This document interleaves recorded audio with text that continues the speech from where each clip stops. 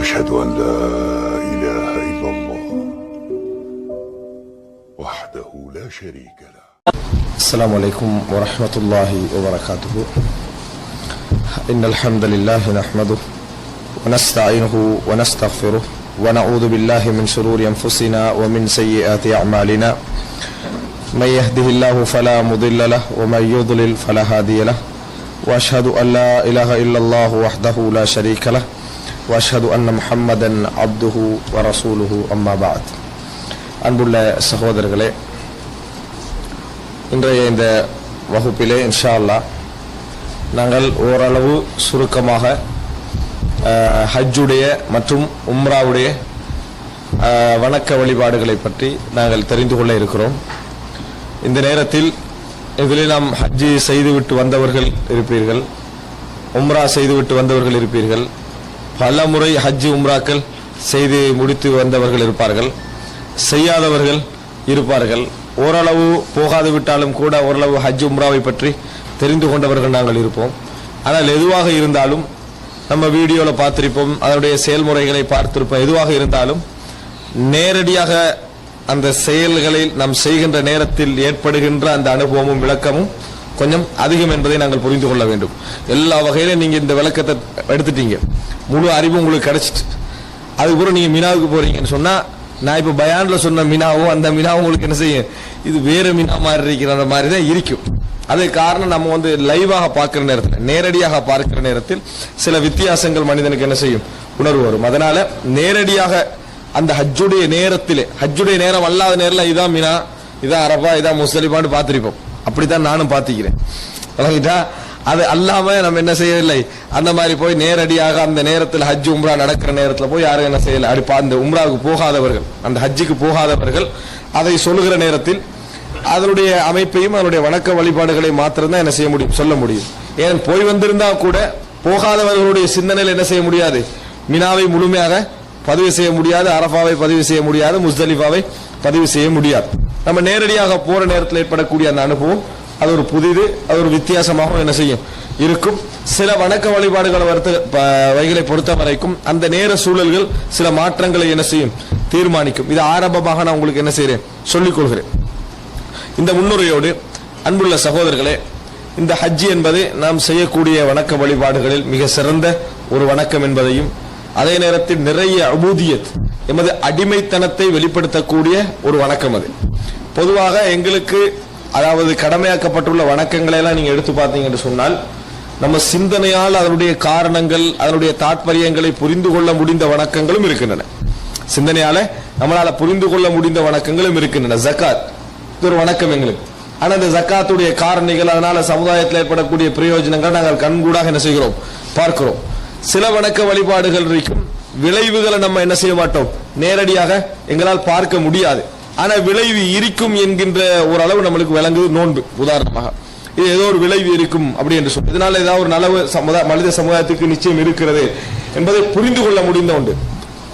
இன்னும் சிலவைகள் இருக்கின்றன, விளைவு இதுல இருக்காது, அல்லது விளைவு இதுல ஒரு அளவு கூட யூகிக்க முடியாது என்கின்ற அமைப்பில் இருக்கக்கூடிய சில வணக்க வழிபாடுகள். இன்னும் சொல்ல போனால் நமது சிந்தனை ரீதியாக அதை எடுத்துக்கொண்டீங்க என்று சொன்னால், அந்த வணக்க வழிபாடுகளுக்கு நமது சிந்தனை எந்த வகையில் என்ன செய்யாது, ஒத்து வராது. நமது சிந்தனை போக்கு எந்த வகையில் ஒத்து வராது. எந்த அடிப்படையில் இது இந்த உலகத்தில் லாபங்களை கொண்டு வந்து சேர்க்கும் என்கின்ற அந்த கேள்விக்கு என்ன செய்யாது, பதில் வராது. அது அவைகளை எடுத்து பார்த்தீங்கன்னா கூடுதலா ஹஜ்ஜில தான் என்ன செய்யும், அது இருக்கும். நம்ம தவாஃப் செய்வோம், ஹஜர் அஸ்வதை முத்தமிடுவோம், சை செய்வோம். அதுபோல அதாவது முடிய என்ன செய்வோம், ஒரு இடத்துல முடிய வெட்டாம இருக்கிறது இபாதத்து, இன்னொரு இடத்துல முடிய வெட்டுறது இபாதத்து. அப்படித்தான் இஹ்ராம் அணிஞ்ச உடனேயே முடிய என்ன செய்யக்கூடாது, வெட்டக்கூடாது. எது வரைக்கும், அந்த மற்ற 3 வேலைகள் முடிகின்ற வரைக்கும் வெட்டக்கூடாது. அதுக்கு பின்னால முடி வெட்டுறது இபாதத்து. முடிய வெட்டாம வைக்கிறது ஒரு நேரம் இபாதத்து, அதுக்கு பின்னால முடிய வெட்டுறது ஒரு இடத்துல இபாதத்து. இப்படி காரண காரியங்கள் எல்லாம், அதாவது உடைந்து போகக்கூடிய சில வணக்க வழிபாடுகள் இருக்கின்றன. இவைகள் எல்லாம் நீங்க எப்படி புரிஞ்சுக்கணும்னு சொன்னால், இபாதத்து செய்வதுடைய நோக்கம், இதோட நீங்க ஹஜ் செஞ்சீங்கன்னா தான் உங்களோட மனநிலை என்ன செய்யும், அதுல இபாதத்தை சரியாக புரிஞ்ச மாதிரி இருக்கும்.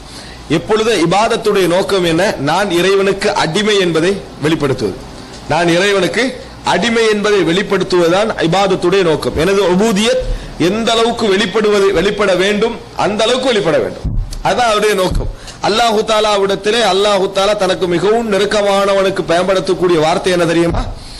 அப்து, அடிமை என்றதுதான் அல்லாஹு தாலா பயன்படுத்தக்கூடிய வார்த்தை. நீங்க நிறைய குர்ஆன் வசனங்கள்ல பார்க்கலாம். நபிமார்களை அல்லாஹு தாலா சொல்லுகின்ற பொழுது அந்த கருணை தோரணையில் தனக்கு நெருக்கத்தை காட்டுவதற்கு அப்து என்று சொல்ல அல்லாஹ் என்ன செய்வார்? சொல்லுவார், சுப்ஹானல்லதி அஸ்ரா பிஅப்திஹி லைலம் மினல் மஸ்ஜிதில் ஹராமி இலல் மஸ்ஜிதில் அக்ஸா.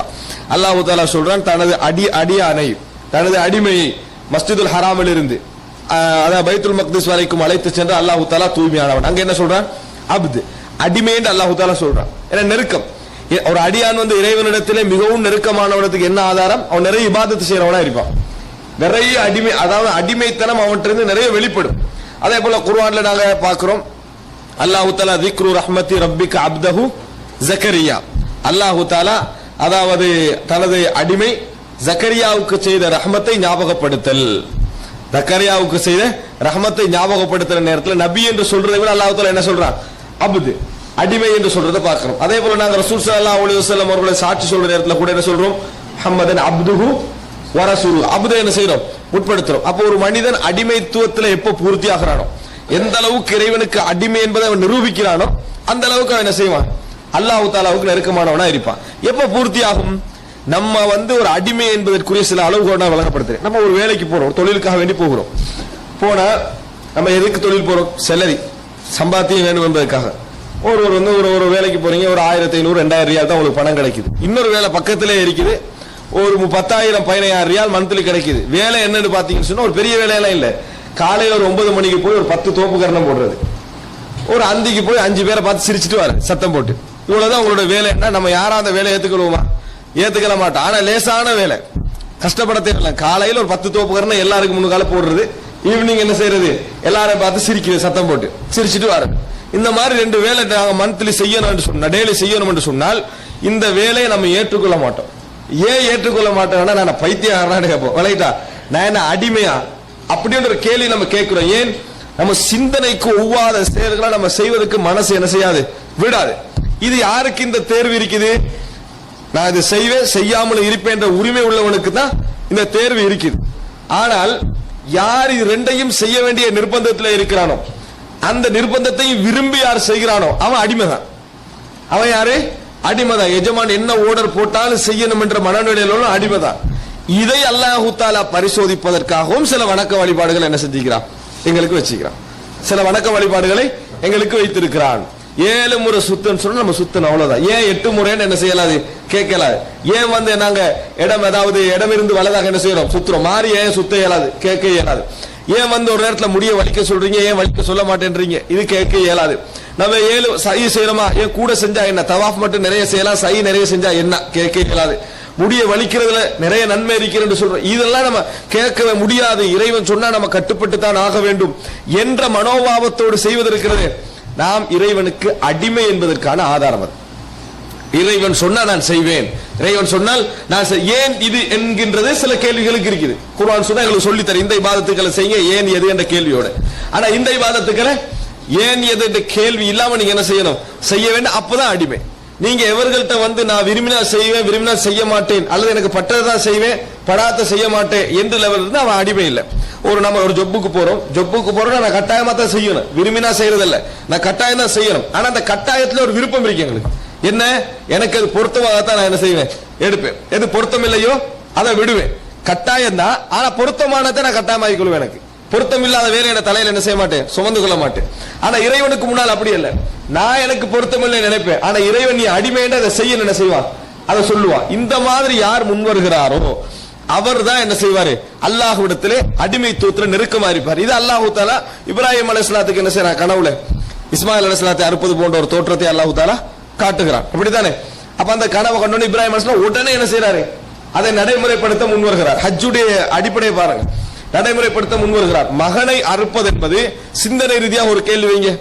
மகனை அறுப்பதற்கு குர்பான் கண்டா நம்ம கெட்ட கனவா நல்ல கனவா? நமது பார்வையில் எங்க இருந்தா கெட்ட கனவை யார்ட்டும் சொல்லக்கூடாது அப்படி என்னுவோம். ஆனால் இப்ராஹிம் அலைஹிஸ்ஸலாத்துக்கு அது வஹி.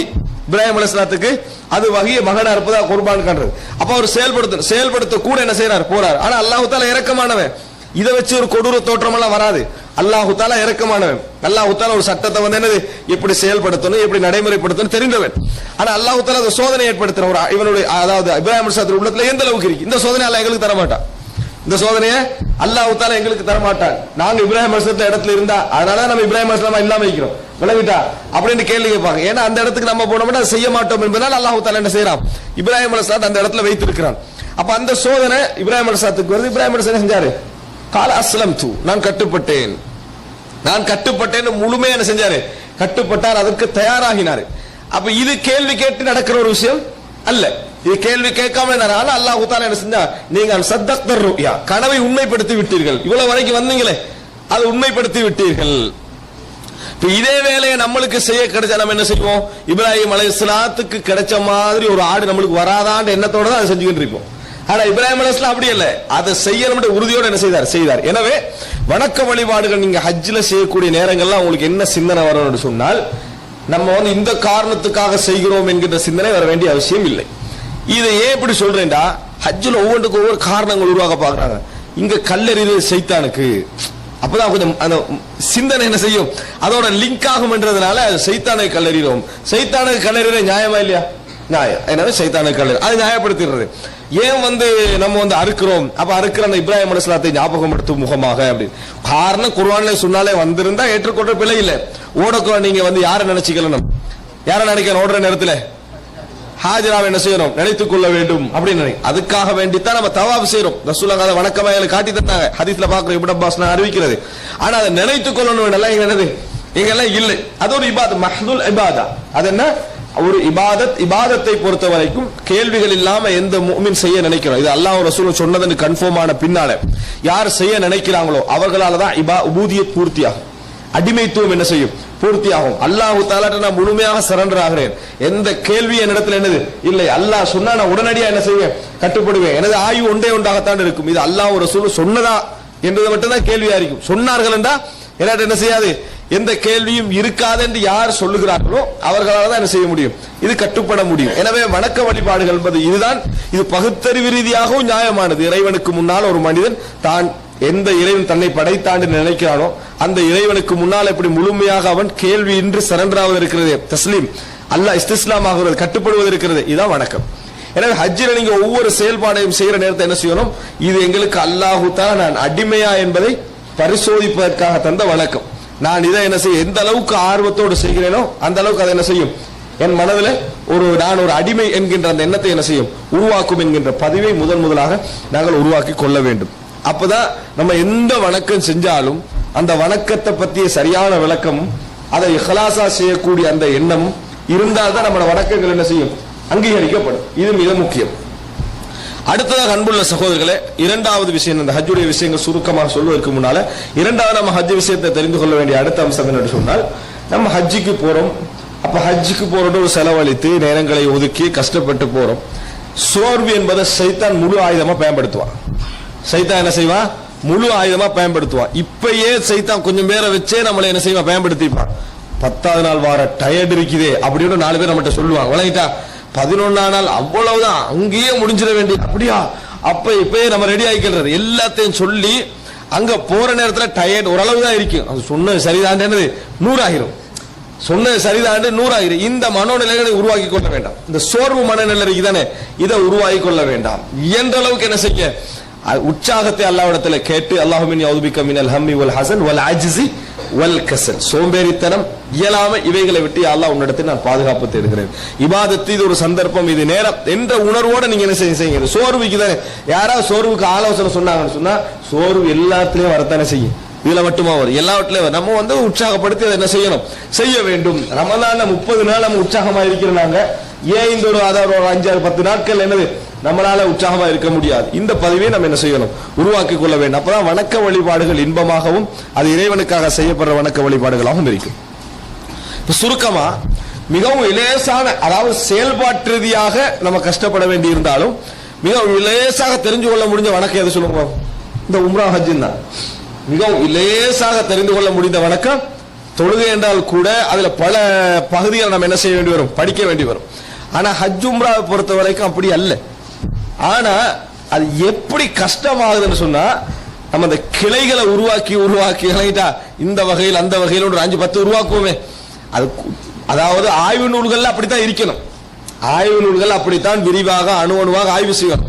அதே தோரணையில மக்கள்கிட்ட வச்சா அது என்ன செய்யும், ஒரு கஷ்டமான ஒரு இபாதத்தா மாறும் என்பதை நம்ம புரிந்து கொள்ள வேண்டும். மிகவும் இலகுவான ஒரு இபாதத்தா, இலகுவான செயல்பாடு ரீதியாக அறிந்து கொள்வதற்கு, படித்துக் கொள்வதற்கு லேசான ஒரு இபாதத் இது. ஆனா மக்கள்கிட்ட மிச்சம் மூடலாய்க்கிற இபாதத் இது இதுதான்.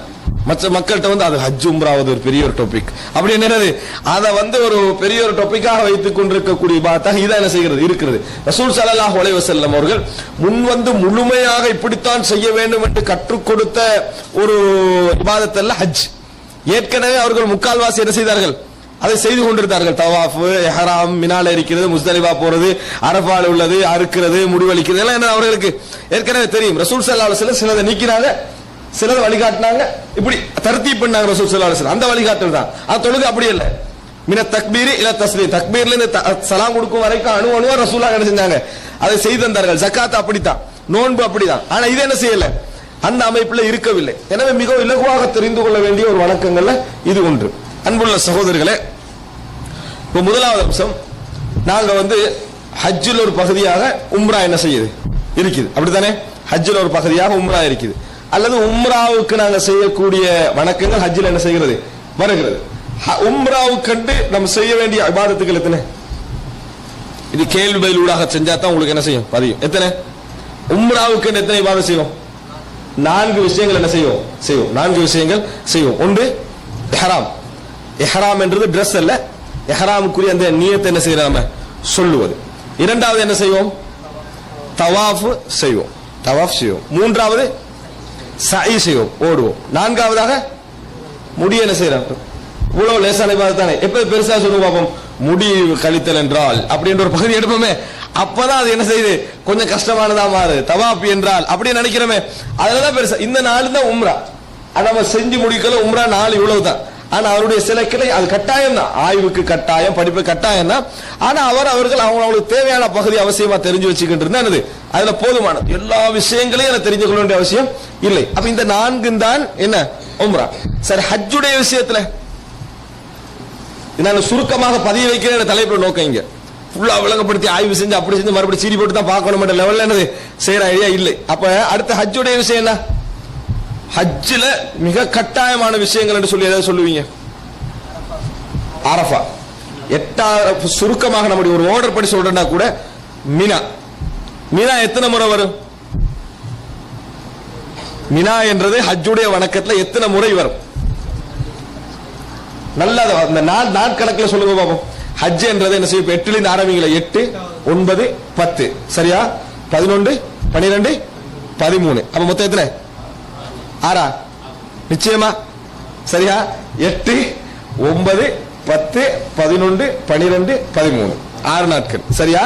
இந்த 6 நாட்களும் அல்ல, ஆனா டோட்டலா நம்ம படிக்க போது 6 நாள் தான் வரப்போகுது. இந்த 6 நாள்ல மினா எத்தனை முறை சம்பந்தப்பட்டது? கிட்டத்தட்ட 5 முறை சம்பந்தப்படுது, அப்படித்தானே? 8வது நாள் மினா சம்பந்தப்படுது, 10வது நாள் மினா சம்பந்தப்படுது, 11, 12, 13 மினா சம்பந்தப்படுது. அப்ப 4 நாட்கள்.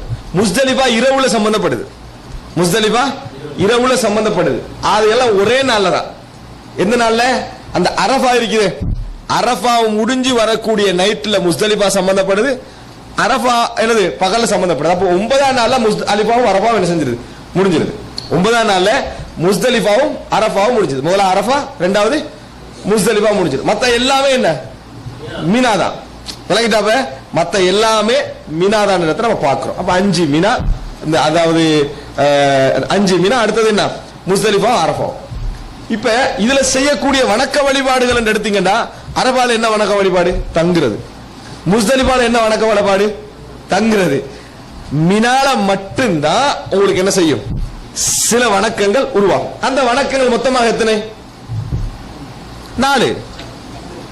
எப்படி எத்தனை? 4. 4 வணக்கங்கள் சம்பந்தப்படுது. என்னென்ன அந்த வணக்கங்கள்? மினால இருந்து 10ஆம் நாள் யோசிங்க, 11, 12, 13 விடுங்க. 10வது நாள் நீங்க செய்ய வேண்டிய வணக்கத்தை மட்டும் என்ன செய்யுங்க, யோசிங்க. 10வது நாள் நீங்க என்ன வணக்கம் செய்யணும்? கல்லெறிதல். பெரிய ஜம்ராக்கு, பெரிய ஜம்ரத்துல் குப்ராவுக்கு கல்லெறிதல். அது மட்டும்தான், மற்றதுக்கு எறிகிறது இல்லை, அப்படித்தானே? சரி, உண்டு. இரண்டாவது என்ன சம்பந்தப்படுது? குர்பானி கொடுத்தல். இரண்டு, அது கூட நம்ம செய்யறது இல்லை, வாங்கிட்டா. இப்ப இரண்டு. மூன்றாவது முடி. நான்காவது தவாஃபுல் இஃபாதா, அல்லது அவங்க அந்த கிரான் இஃப்ராத் ஒன்று செய்யறாங்களே, நம்ம வளமையா செய்யற முறைக்கு மாற்றமாக கிரான் இஃப்ராத் செய்யறவங்க, அவங்க வந்து தவாஃபு ஜியாரா. அது பிரச்சனை இல்லை, பேர்ல உள்ள வித்தியாசம், அவ்வளவுதான். அப்ப நாளே நாள் நம்ம செய்யறோம். என்ன? நாளே நான்கு நாங்க செய்யறோம். ஒன்று, மறுபடியும் சொல்லுங்க, கல்லெறிதல். அதாவது ஒரு ஜம்ராவுக்கு, பெரிய ஜம்ராவுக்கு, அதுதான் காபத்துல்லாவுக்கு நெருக்கமாக இருக்கு. அதுக்கு என்ன செய்யறது? நம்ம கல்லெறிகிறது. இரண்டாவது வேலை நாம குர்பானி கொடுக்கிறது. அடுத்ததாக முடி களைகிறது. அடுத்ததாக தவாஃபுல் இஃபாலா. தவாஃபுல் இஃபாலா கடைசியில நடக்கும், சரியா? ஆனா ரசூல் ஸல்லல்லாஹு அலைஹி இந்த ஆர்டர் கூட நீங்க ஞாபகம் வச்சுக்கிற விஷயம் இல்லை. ரசூலுல்லாஹ்கிட்ட வந்து ஆர்டர் மாத்தியெல்லாம் கேட்டாங்க. அல்லாஹ்வின் தூதரே, நாங்க இப்படி செஞ்சோம், இப்படி செய்யல, பரவாயில்லைன்னாங்க. இதை முற்படுத்திட்டேன், இதை பிற்படுத்திட்டேன், பரவாயில்லைன்னு சொன்னாங்க. இதை ஃபர்ஸ்ட்டுக்கு செஞ்சேன், இதை கடைசி பரவாயில்லைன்னாங்க ரசூல் ஸல்லல்லாஹு அலைஹி ஹரஜ், பரவாயில்லை அப்படின்னாங்க. ஆர்டர் கூட என்னது ஞாபகம் வைத்துக் கொள்ள வேண்டிய அவசியம் இல்லை. இப்ப நாங்க தங்குதல் என்ற வேலை அல்லாம மொத்தமாகவே செய்யற வேலை எத்தனை? 10 நாள்ல 4 தான். சரி, இதுல இல்லாத ஏதாவது 11, 12, 13 செய்யறோமா? 11 இல்ல. ஆனால் கல்லறிதல்ல என்ன செய்து 2 இடத்தை கூட்டுறோம். அப்படித்தான் நாங்க போற வழியில இருக்கிறதுக்கு ஃபர்ஸ்ட் சிறியது, அதுக்கு அடுத்ததாக நடு, அதுக்கு அடுத்ததாக பெரியது. விளங்கிட்டா? சுகுரா, உஸ்தா, குப்ரான்னு சொல்லுவாங்க. இதுக்கு நம்ம என்ன செய்யறோம்? இதே ஓர்டர்ல என்ன செய்யறோம்? நாங்க 3 நாட்களும் கல்லறிகிறோம். இந்த கல்லறிகிறத தவிர வேற எதையும் நம்ம என்ன செய்யவில்லை. இது சுருக்கமாக எடுத்தீங்கன்னு சொன்னால் மிக இலகுவாக தெரிய முடிந்த ஒரு வணக்கம் என்றா இதுதான். இதுல நீங்க மறுபடி யோசிக்க வேண்டிய அவசியமே இல்லை. மினா வந்து 8வது நாள், 10வது நாள், 11, 12, 13. இது ஒரு ஞாபகம் வச்சுக்கோங்க. 9வது நாள் அரஃபா பகல், இரவு முஸ்தலிஃபா. இரண்டிலே செய்கிற வேலை தங்குறது தான். இரண்டிலே செய்கின்ற வேலை தங்குவது தான். மற்றபடி நாங்கள் 10வது நாள்ல செய்யற இபாதத்தை நம்ம எடுத்துக்கொண்டோம்னு சொன்னால் முடி களைதல் அல்லது முடி மலித்தல், அடுத்தது என்ன, அதாவது நம்ம அறுக்கிறது, ஜம்ரத்துல் அதாவது குப்ராவுக்கு நம்ம ஏறிற தவாஃபுல் இஃபாதா. இந்த நாலு தான் நம்ம என்ன செய்யறோம்? நம்ம செய்கிறோம். மற்ற 11, 12, 13 என்ன செய்யறோம்? இந்த அதாவது கல்லறிதல் என்கின்ற பகுதி என்ன செய்யறோம்? நம்ம செய்யறோம். சுருக்கமாக நீங்க எடுத்துக்கொண்டீங்கன்னு சொன்னால் இந்த பிக்சர் உங்களோட சிந்தனையில் என்ன செய்யணும்? இருக்கணும். இந்த தலைப்பு வந்து விட்டால் இப்ப இதுல நீங்க 4 விளைச்சிங்க, அதுல தங்குதலோட சேர்த்து 3 இடத்தில் தங்குதலோட சேர்த்து 4 வணக்கங்களை ஞாபகம் வச்சுக்கிறோம். 3 இடத்தில் தங்குதல், மினா, அரஃபா, முஸ்தலிஃபா. இதுல டேட்டுகள், டைமுகள் ஞாபகம் இருக்கும் உங்களுக்கு. இதுல தங்குதலோட சேர்த்து 4 வணக்கங்களை உங்களுக்கு என்ன செய்ய வேண்டும்? ஞாபகம் வைத்துக் கொள்ள வேண்டும். இதுதான் நம்ம ஹஜ்ஜை பத்தி விளங்கக்கூடிய ஒரு விஷயம். இது வந்து பிராக்டிகலா நம்ம செய்கிற நேரத்துல தான் நாள் கணக்கு எடுக்கக்கூடிய ஒரு வணக்க வழிபாடு. அன்புள்ள சகோதரர்களை, இப்ப இதோடு சேர்த்து இந்த ஒவ்வொரு விஷயங்களும் ஒரு சுருக்கமா என்ன செஞ்சிருவோம்?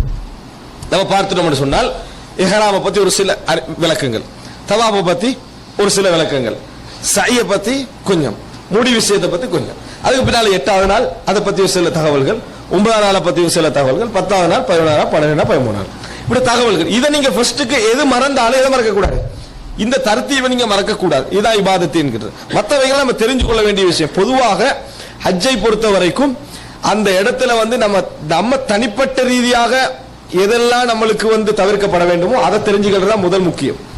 ஏன்னா மற்ற விஷயங்கள் நீங்க ஆட்டோமேட்டிக்கலி என்ன செஞ்சிருவீங்க? அந்த அந்த அந்த பார்த்தே நீங்க எல்லாம் முடிச்சிருவீங்க. எது தனிப்பட்ட ரீதியான எண்ணங்கள், செயல்பாடுகள் இருக்குது, இதுல தான் நம்ம கவனமாக இருக்கணும். சரி, இப்ப இஹ்ராமை பொறுத்த வரைக்கும் இஹ்ராமுடைய டிரஸ் உடைய கலர் என்ன? வெள்ளை. ஆனா வெள்ளை என்பது குர்ஆன் சொன்னால வந்து வெள்ளதான் உடுக்கணும் மட்டும் எங்க என்ன செய்யல, வரவில்லை. வெள்ளை தான் உடுக்கணும் மட்டும் வரல. வெள்ளை என்றது இஸ்லாமிய சமுதாயத்தில் வந்து ரசூல் ஸல்லல்லாஹு அலைஹி வஸல்லம் சிறந்தாடுன்னு சொல்லிக்கிறாங்க. அப்படியே கபன் வந்து வெள்ளையில தான் போடணும் என்ன செய்யல, எங்கேயும் வரல. அந்த நிலைமையில நபித்தோழர்கள் இருக்கும் இல்ல, வெள்ளை தான் தேடி கபன் போடணும் இருக்கல. இஹ்ராமுக்கும் அதே மாதிரி தான். எந்த கலர்ல ட்ரெஸ் என்ன செய்யலாம், போடலாம். ஆனா எல்லாரும் வெள்ளை உடுத்திட்டு நம்ம தேவையில்லாம போய் என்ன கலர் உடுக்கிறது தேவையில்லை, வெள்ளை உடுக்கலாம் தானே, முடிஞ்சது. இது ஒன்று நீங்க தெரிஞ்சு கொள்ள வேண்டியது. இரண்டாவது அம்சம் என்ன? எந்த ஆடை உடுக்க கூடாது? தைக்கப்பட்ட ஆடை. அப்ப நான் கேட்கிறேன், நம்ம உடுக்கிற வந்து இஹ்ராம் புடவை தைக்கப்படாம வந்தீங்க நினைக்கிறீங்க? இஹ்ராம் புடவை உடுக்கிறோமே தைக்கப்படாம வருமா? அது என்ன இப்படி நெய்து மட்டும் தானே தந்தாங்க, ஒரு சொட்ட தையல இல்லையா? எப்படி அது தையல் தானே? சின்ன மிஷின்ல தைச்சா மட்டும் தான் தையலோ? பெருசா போட்டு நேசா தையல். அப்ப அதுக்கு என்ன விளக்கம்? தைக்கப்பட்ட ஆடை என்று சொல்றது வந்து ஒரு விளக்கத்துக்காக ஃபுகஹாக்கள் மார்க்க அறிஞர்கள் அப்படி சொன்னது. இது நிறைய பேருக்கு அந்த கேள்வி இருக்குது. அப்ப இது தச்சுதானே பரவாயில்ல, இந்த தையல் அதுக்குள்ள அடங்காத ஆக்கி மட்டும் விளக்கம் சொல்லி என்ன செய்யறாங்க, போய்கண்டிருக்கிறாங்க. தைக்கப்படுதல் என்று சொல்றது ஒரு ஒரு விளக்கத்துக்காக சொன்னாங்க. அது என்ன தெரியுமா, நீங்க இந்த ஷர்ட் இருக்குது, வெள்ளை ஷர்ட் போட்டுருக்கீங்க. இந்த வெள்ளை ஷர்ட்டை நீங்க மேலால போட்டீங்கன்னு வைங்களேன், உங்களுக்கு ஹிராம் கூடும். உடுக்காம நீங்க உடுக்கிற வெள்ளை ஷர்ட் இருக்குது, ஒரு வெள்ளை பெரிய ஷர்ட்னு உடுக்குறீங்கன்னு வைங்களேன், அதை நீங்க சுத்தி என்ன செய்றீங்க, மேலால போடுறீங்க. இதை நீங்க ஷர்ட்டாக என்ன செய்யல, அணியல, இப்படி சுத்தினீங்கன்னா உங்களோட ஹிராம் கூடும். இதுக்குத்தான் தைக்கப்பட்ட ஆடை அணியக்கூடாது என்ன செஞ்சாங்க, விளக்கம் சொன்னாங்க. மேலால போடுறது தச்சரிக்க கூடாது இல்ல, தைக்காடு நூல் தான் போடணும். தைக்கலாட்டு என்ன செய்யணும், 5-6 நூல் எடுத்துதான் நம்ம சுத்திக்கிட்டு போகணும். ஹதீஸ்ல வந்ததுக்கு என்ன காரணம் என்று சொன்னா, இப்படி வந்ததுக்கு தைக்கப்பட்டாலும் ஹதீஸ் என்ன செய்யல, வரல. இந்த மாதிரி சொன்னதுக்கான காரணம் என்னன்னு சொன்னால், நம்ம ஒரு ட்ரெஸ் போடுறோமா, இப்ப நம்ம வளமையா போடுற ஷர்ட், வளமையா போடுற சிறுவால், வளமையாக போடக்கூடிய அமைப்பில் உள்ள கவர்கள் விளங்கிட்டா, நம்ம உடம்ப அமைக்குது. நம்ம இது போடுறோம், என்னது குத்ரா போடுறோம், இந்த மாதிரி உடம்பை அமைக்கக்கூடிய அமைப்புல இருக்குது. அதாவது உடம்புக்கு ஏத்த மாதிரி ஃபிட்டிங் முஃபஸ்ஸல்னு சொல்லுவாங்க அரபுல, சரியா? அதாவது அந்த இந்த கைக்குரிய Dress எப்படி, இந்த மாதிரி Dress நீங்க என்ன செய்யக்கூடாது, போட வளமையா எங்கள் வளமையில் உள்ள Dress போடக்கூடாது. 2 சுத்து தான் என்ன செய்யணும், நீங்க போட வேண்டும் என்பதுக்கு தான் தைக்கப்பட்ட ஆடை என்ற இடத்துக்கு என்ன செஞ்சுட்டு வந்து விட்டது. நீங்க தைக்கப்பட்ட ஆடைன்னு விளங்கினா இந்த கேள்வியில உங்களுக்கு என்ன செய்யும், இருந்து கொண்டே இருக்கும் என்பதை புரிஞ்சுக்கணும். அப்படி என்ன, இப்ப சிலர் வந்து என்ன செய்வாங்க, வாட்ச் போடுவாங்க, அவங்களுக்கு லெதர் வச்சிருக்கும், தோளால செஞ்சது, அது தச்சிருப்பாங்க ஓரத்துல. வாட்ச் போடலாமா, வாட்ச் மட்டும் தைக்கப்பட்டா போடலாம் விளக்கம் சொல்லக்கூடாது. அது பிரச்சனை இல்ல, அது பிரச்சனை இல்ல, அது Dress அல்ல, அது Dress அல்ல. அப்ப ரசூல் ஸல்லல்லாஹு அலைஹி வஸல்லம் அவர்கள் இந்த ரிதா இதெல்லாம் போடவானு சொன்னதுக்கான காரணம் என்னன்னு சொன்னா, Dress மாதிரி நம்ம போடக்கூடாது, அவ்வளவுதான். நான் சொன்ன மாதிரி அதையே ஒரு ஆள் என்ன செய்யறாரு, இப்படி சுத்திட்டாருன்னு வைங்க, அவருக்கு என்னது, அது தவாப் கூடாது, அந்த இஹ்ராம் கூடாது, யாருமே என்ன செய்யலாது, சொல்ல முடியாது. எனவே முதலாவது புரிஞ்சுக்கணும், Dress போடுறது நம்ம இந்த Dress போட, வளமையான Dress போடக்கூடாது, 2 பிடவைகள் எடுத்து நம்ம சுத்துறது, இவ்வளவுதான் நம்மளே. அப்ப இதுதான் நீங்க தைக்கப்பட்ட விஷயத்துக்கு சொல்ல வேண்டிய ஒரு விளக்கம் என்பதை நம்ம புரிந்து கொள்ள வேண்டும். இது முதல் அம்சம். இரண்டாவது, அதாவது இப்ப இஹ்ராம் Dress பத்தி நிறைய விஷயங்கள் சொன்னாருன்னு நீங்க ஒன்னும் நினைக்க வேணாம். இஹ்ராம் Dress பத்தி ஒன்னும் இல்லை. இஹ்ராம் Dress என்ன, இந்த அமைப்புல இருக்கணும், அவ்வளவுதான். என்ற மட்டும் நீங்க மனசுல வச்சுங்க. எப்ப நம்ம என்றதாலும் பெருசா 1 2 3 8 இப்படி ஞாபகம் வச்சுக்கலாம், புற பாத்துக்கணும் நினைச்சிடும், என்ன வேண்டிய அவசியம் இல்லை. அதை சும்மா சாதாரணமா விட்டுருங்க. அப்படி இஹ்ராம் Dressன்றது சாதாரண இப்படி தான் உடுக்கணும். சரி, இப்ப இஹ்ராம் Dressல ரசூல் ஸல்லல்லாஹு அலைஹி வஸல்லம் சொன்ன நிபந்தனை இதுதான்.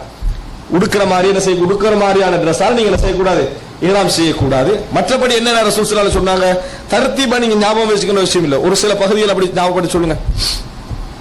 அதுல என்ன செய்யக்கூடாது, இஹ்ராம் அதாவது இஹ்ராம் அணிய முந்தி என்று எடுத்துக்கொண்டீங்கன்னு சொன்னால், அந்த இஹ்ராம் Dress இந்த மாதிரி அணியக்கூடிய அமைப்பில் என்ன செய்யக்கூடாது, இருக்கக்கூடாது. அது உண்டு.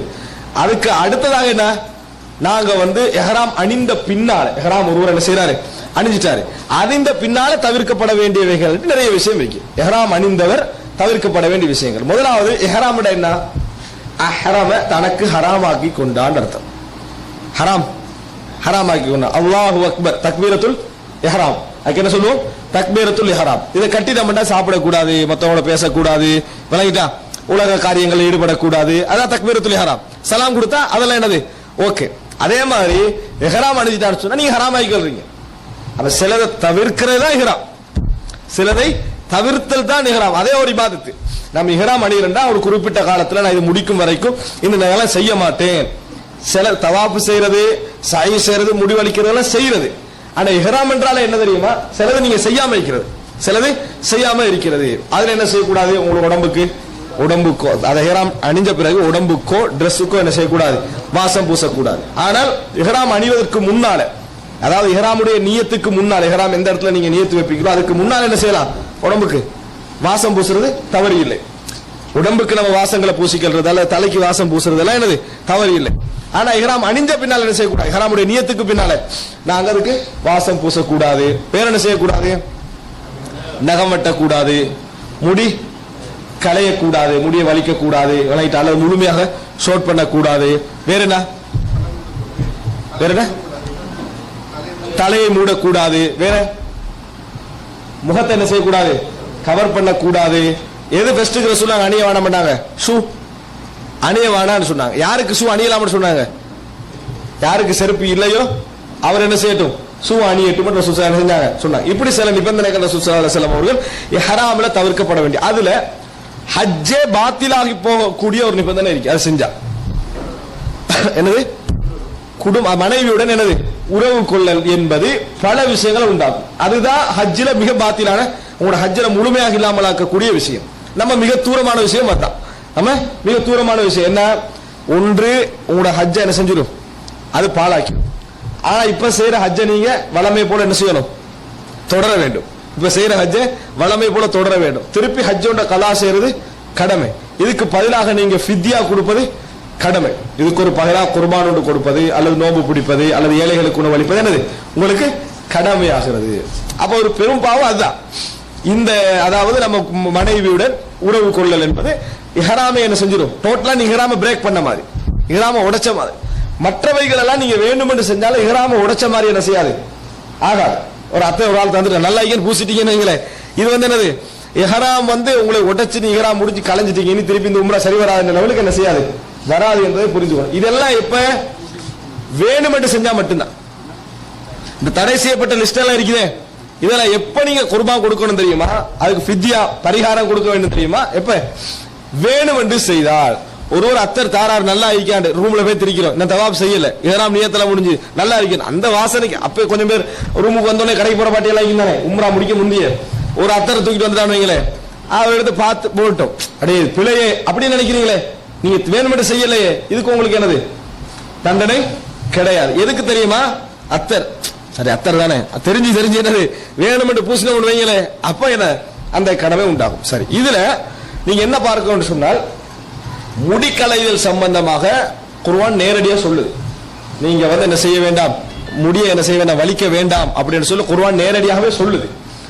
அதே நேரம் இந்த முடிய ஒருவர் இப்படி சொல்லிடுறாரு, 4 விழுது, இதெல்லாம் அதுக்குள்ள என்ன செய்யாது, வராது. இது 4 விழுந்துட்டு என்ன செய்யாது, வராது. அதே போல ஒருவர் ஒரு தேவைக்காக வேண்டி ஒரு இடத்துல மட்டும், இந்த இடத்துல மட்டும் என்ன செய்யறாரு, கொஞ்சம் வெட்டிக்கிறாரு, அல்ல ஒரு ரத்தம் எடுக்க வேண்டி வருது, ஒரு ஏதோ ஒன்று செய்ய வேண்டி வருது, ஹிஜாமா செய்ய வேண்டி வருது அந்த இடத்துல, அதுக்கு என்ன செய்யாது, ஒரு மண்டை விழுந்து அடிபட்டு இந்த இடத்துல இந்த துண்ணை மட்டும் என்ன செய்யறாரு, வெட்டிக்கொள்ள வேண்டி வருது, அதெல்லாம் வராது.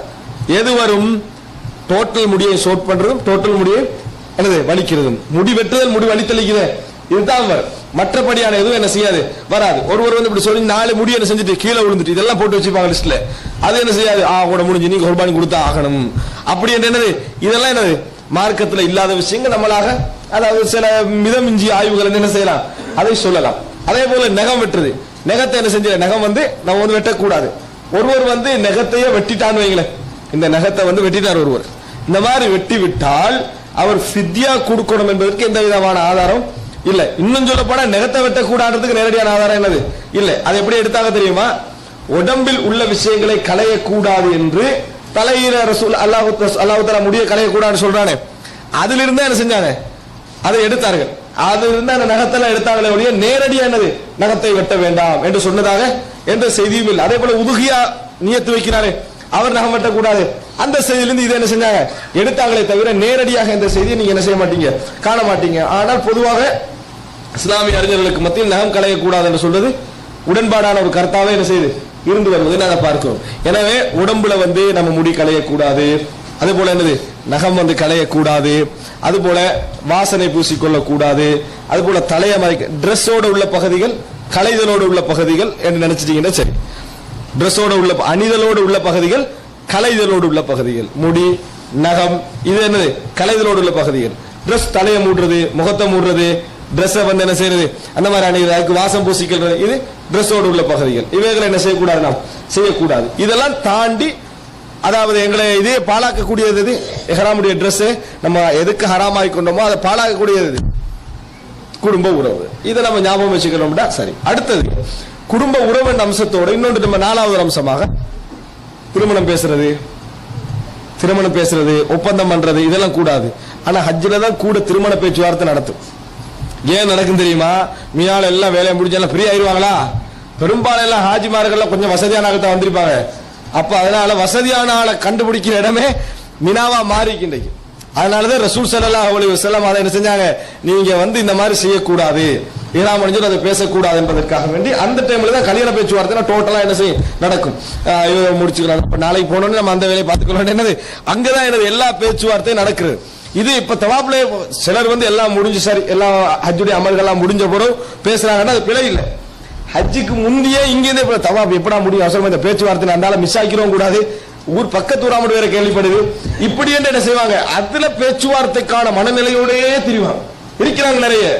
அப்ப ரசூலுல்லாஹ் அது சும்மா என்ன செய்யற சட்டத்தை போடல, இந்த ஹஜ்ஜில எல்லாரும் சந்திக்க வாய்ப்பு இருக்கிறதால இந்த சிந்தனை கொஞ்சம் பேருக்கு என்ன செய்யும் உருவாகும் என்பதனால ரசூல் ஸல்லல்லாஹு அலைஹி வஸல்லம் அவர்கள் இதை தடை செய்தார்கள். இதெல்லாம் நீங்க என்ன நினைக்கணும்னா, ஹராம் என்கின்ற அந்த நியத்து எதற்கண்டா சில விஷயங்களை நாங்கள் தவிர்த்துக் கொள்வதற்கு, சில விஷயங்களை தவிர்த்துக் கொள்வதற்கு, இதெல்லாத்தையும் சேர்த்து பெரும்பாலும் அது எதுக்குள்ள வரும்டா உலகத்தை அனுபவிக்கக்கூடிய தரப்பு அனுபவிக்கக்கூடிய மாதிரியான காரணங்கள் தான் அதுக்குள்ள வரும். அழகான ட்ரெஸ் கொடுக்கிறது, இந்த மாதிரி பூசுறது, வாசனம் பூசுறது, அதே போல நகம் கலர்றது, முடிய என்ன செய்து வெட்டி அழகாக்கி கொள்றது, இந்த மாதிரியான விஷயம் உலகத்தை திருமணம் மனைவி அனுபவிக்கிறது. அடுத்தது என்ன, அதாவது திருமணம் பேசுறது, திருமணம் ஒப்பந்தம் பண்றது, இதெல்லாம் டோட்டலா அந்த பட்டியலுக்குள்ள என்ன செய்யும் வரும் என்பதை நாங்கள் புரிந்து கொள்ள வேண்டும். இந்த இஹ்ராம் இடத்தை பொறுத்த வரைக்கும் அதை இடம் பெரிய ஒரு டீடைல்ஸ் தேவையில்லாம நான் சுருக்கமான சொல்லிக்கிறேன். மதீனாலிருந்து வரவங்களுக்கு துல் ஹுலைஃபா, மதீனாலிருந்து வரவர்களுக்கு துல் ஹுலைஃபா, மக்கா விட்டு மிக தூரமானது துல் ஹுலைஃபா தான். அடுத்தது இலங்கை, இந்தியா, யமன் இது போன்ற இடங்களில் வரவர்களுக்கு எல்லாம் என்ன ஏலம்லம், இன்றைக்கு சாதியான்னு சொல்லுவாங்க, இன்றைக்கு சாதியான்னு சொல்லுவாங்க. சிரியா, ஈஜிப்ட் இருந்து வரவங்களுக்கு ஜித்தா வழியா அவங்க போவாங்க. அதுல இருந்து வரவங்க என்ன ஜுஹ்ஃபா, இன்றைக்கு ராபிக்னு ராபிக் அரபுல ராபிக்னு சொல்றாங்க. இதான் ஜுஹ்ஃபா, இதான் ஜுஹ்ஃபான்றதை புரிஞ்சுக்கணும். அதே போல கர்னுல் மனாசில் அவங்க தான் இந்த நஜித்ல இருந்து வரவங்க, தாயிஃப்ல இருந்து வரவங்க என்னது கர்னுல் மனாசில். கர்னுல் மனாசில் என்று கேட்டது 2 இடம் இருக்குது, அப்படித்தானே? ஒன்று செய்லுல் கபீர், ஒன்று செய்லுல் கபீர், அடுத்து வாதி மஹரம். செய்லுல் கபீர், வாதி மஹரம். வாதி மஹரம் தான் பழசி மலை, விளங்கிட்டா மலையாள போறது இருக்குது, அதாவது வாதி மஹரம். அதுக்கு பின்னால வந்து டெவலப் பண்ணாங்க ரோட டெவலப் பண்ண டைம்ல எந்த சைடால மக்கள் ஆரம்பத்துல வராம இருந்ததோ ரசூலுல்லாஹ் கர்னுல் மனாசில்ட்டாங்க இடம். கர்னுல் மனாசில் இவ்வளவு பெரிய இடமா இருக்கும், ரோடு இதால மட்டும்தான் இருக்கும். மக்கள் அப்ப எங்க இஹ்ராம் கட்டுவாங்க, இங்க தானே வாதி மஹரம், அதான் வாதி மஹரம் இருந்தது. அப்புறம் ரோட் டெவலப் பண்ணி தாயிஃப் டு மக்கா என்ன செஞ்சாங்க, ஒரு ரோட் போட்டாங்க, அதுக்கு எங்களால குரோஸ் எடுத்தாங்க. அப்பதான் செய்லுல் கபீர் என்ற இடம் என்ன செய்யுது புதிய எல்லையெல்லாம் உண்டாகல. கர்னுல் மனாசில் எவ்வளவு பெருசுன்னு வைங்க, அதுக்கு இங்க கட்டினாலும் உண்டு, இங்க கட்டினாலும் உண்டு, இங்க கட்டினாலும் இங்க கர்னுல் மனாசிலுக்குள்ள. ஆனா இது ஆரம்பத்துல இருந்தது, இது புதுசா என்ன செஞ்சாங்க ரோடு போட்ட டைம்ல செய்லுல் கபீர், அதான் இன்றைக்கு நாங்க மீகாத்துன்னு சொல்லி என்ன செய்யறோம், அந்த பள்ளியில போய் கட்டுகிறோம். ரெண்டுமே ஓகே தான். இது கர்னுல் மனாசில். இப்ப ரசூல் ஸல்லல்லாஹு அலைஹி வஸல்லம் சில எல்லைகளை என்ன செஞ்சாங்க, அதே போல ஈராக்குக்கு தாத்து கட் சொல்லி என்ன செஞ்சாங்க, சில எல்லைகளை எல்லாம் ரசூல் ஸல்லல்லாஹு அலைஹி வஸல்லம் சொன்னார்கள். இது யார் யாருக்கு, ஒன்று மக்காவுடைய ஹரம் எல்லைகளை நீங்க எடுத்து பாத்தீங்கன்னா 3 எல்லையை சொல்லலாம்.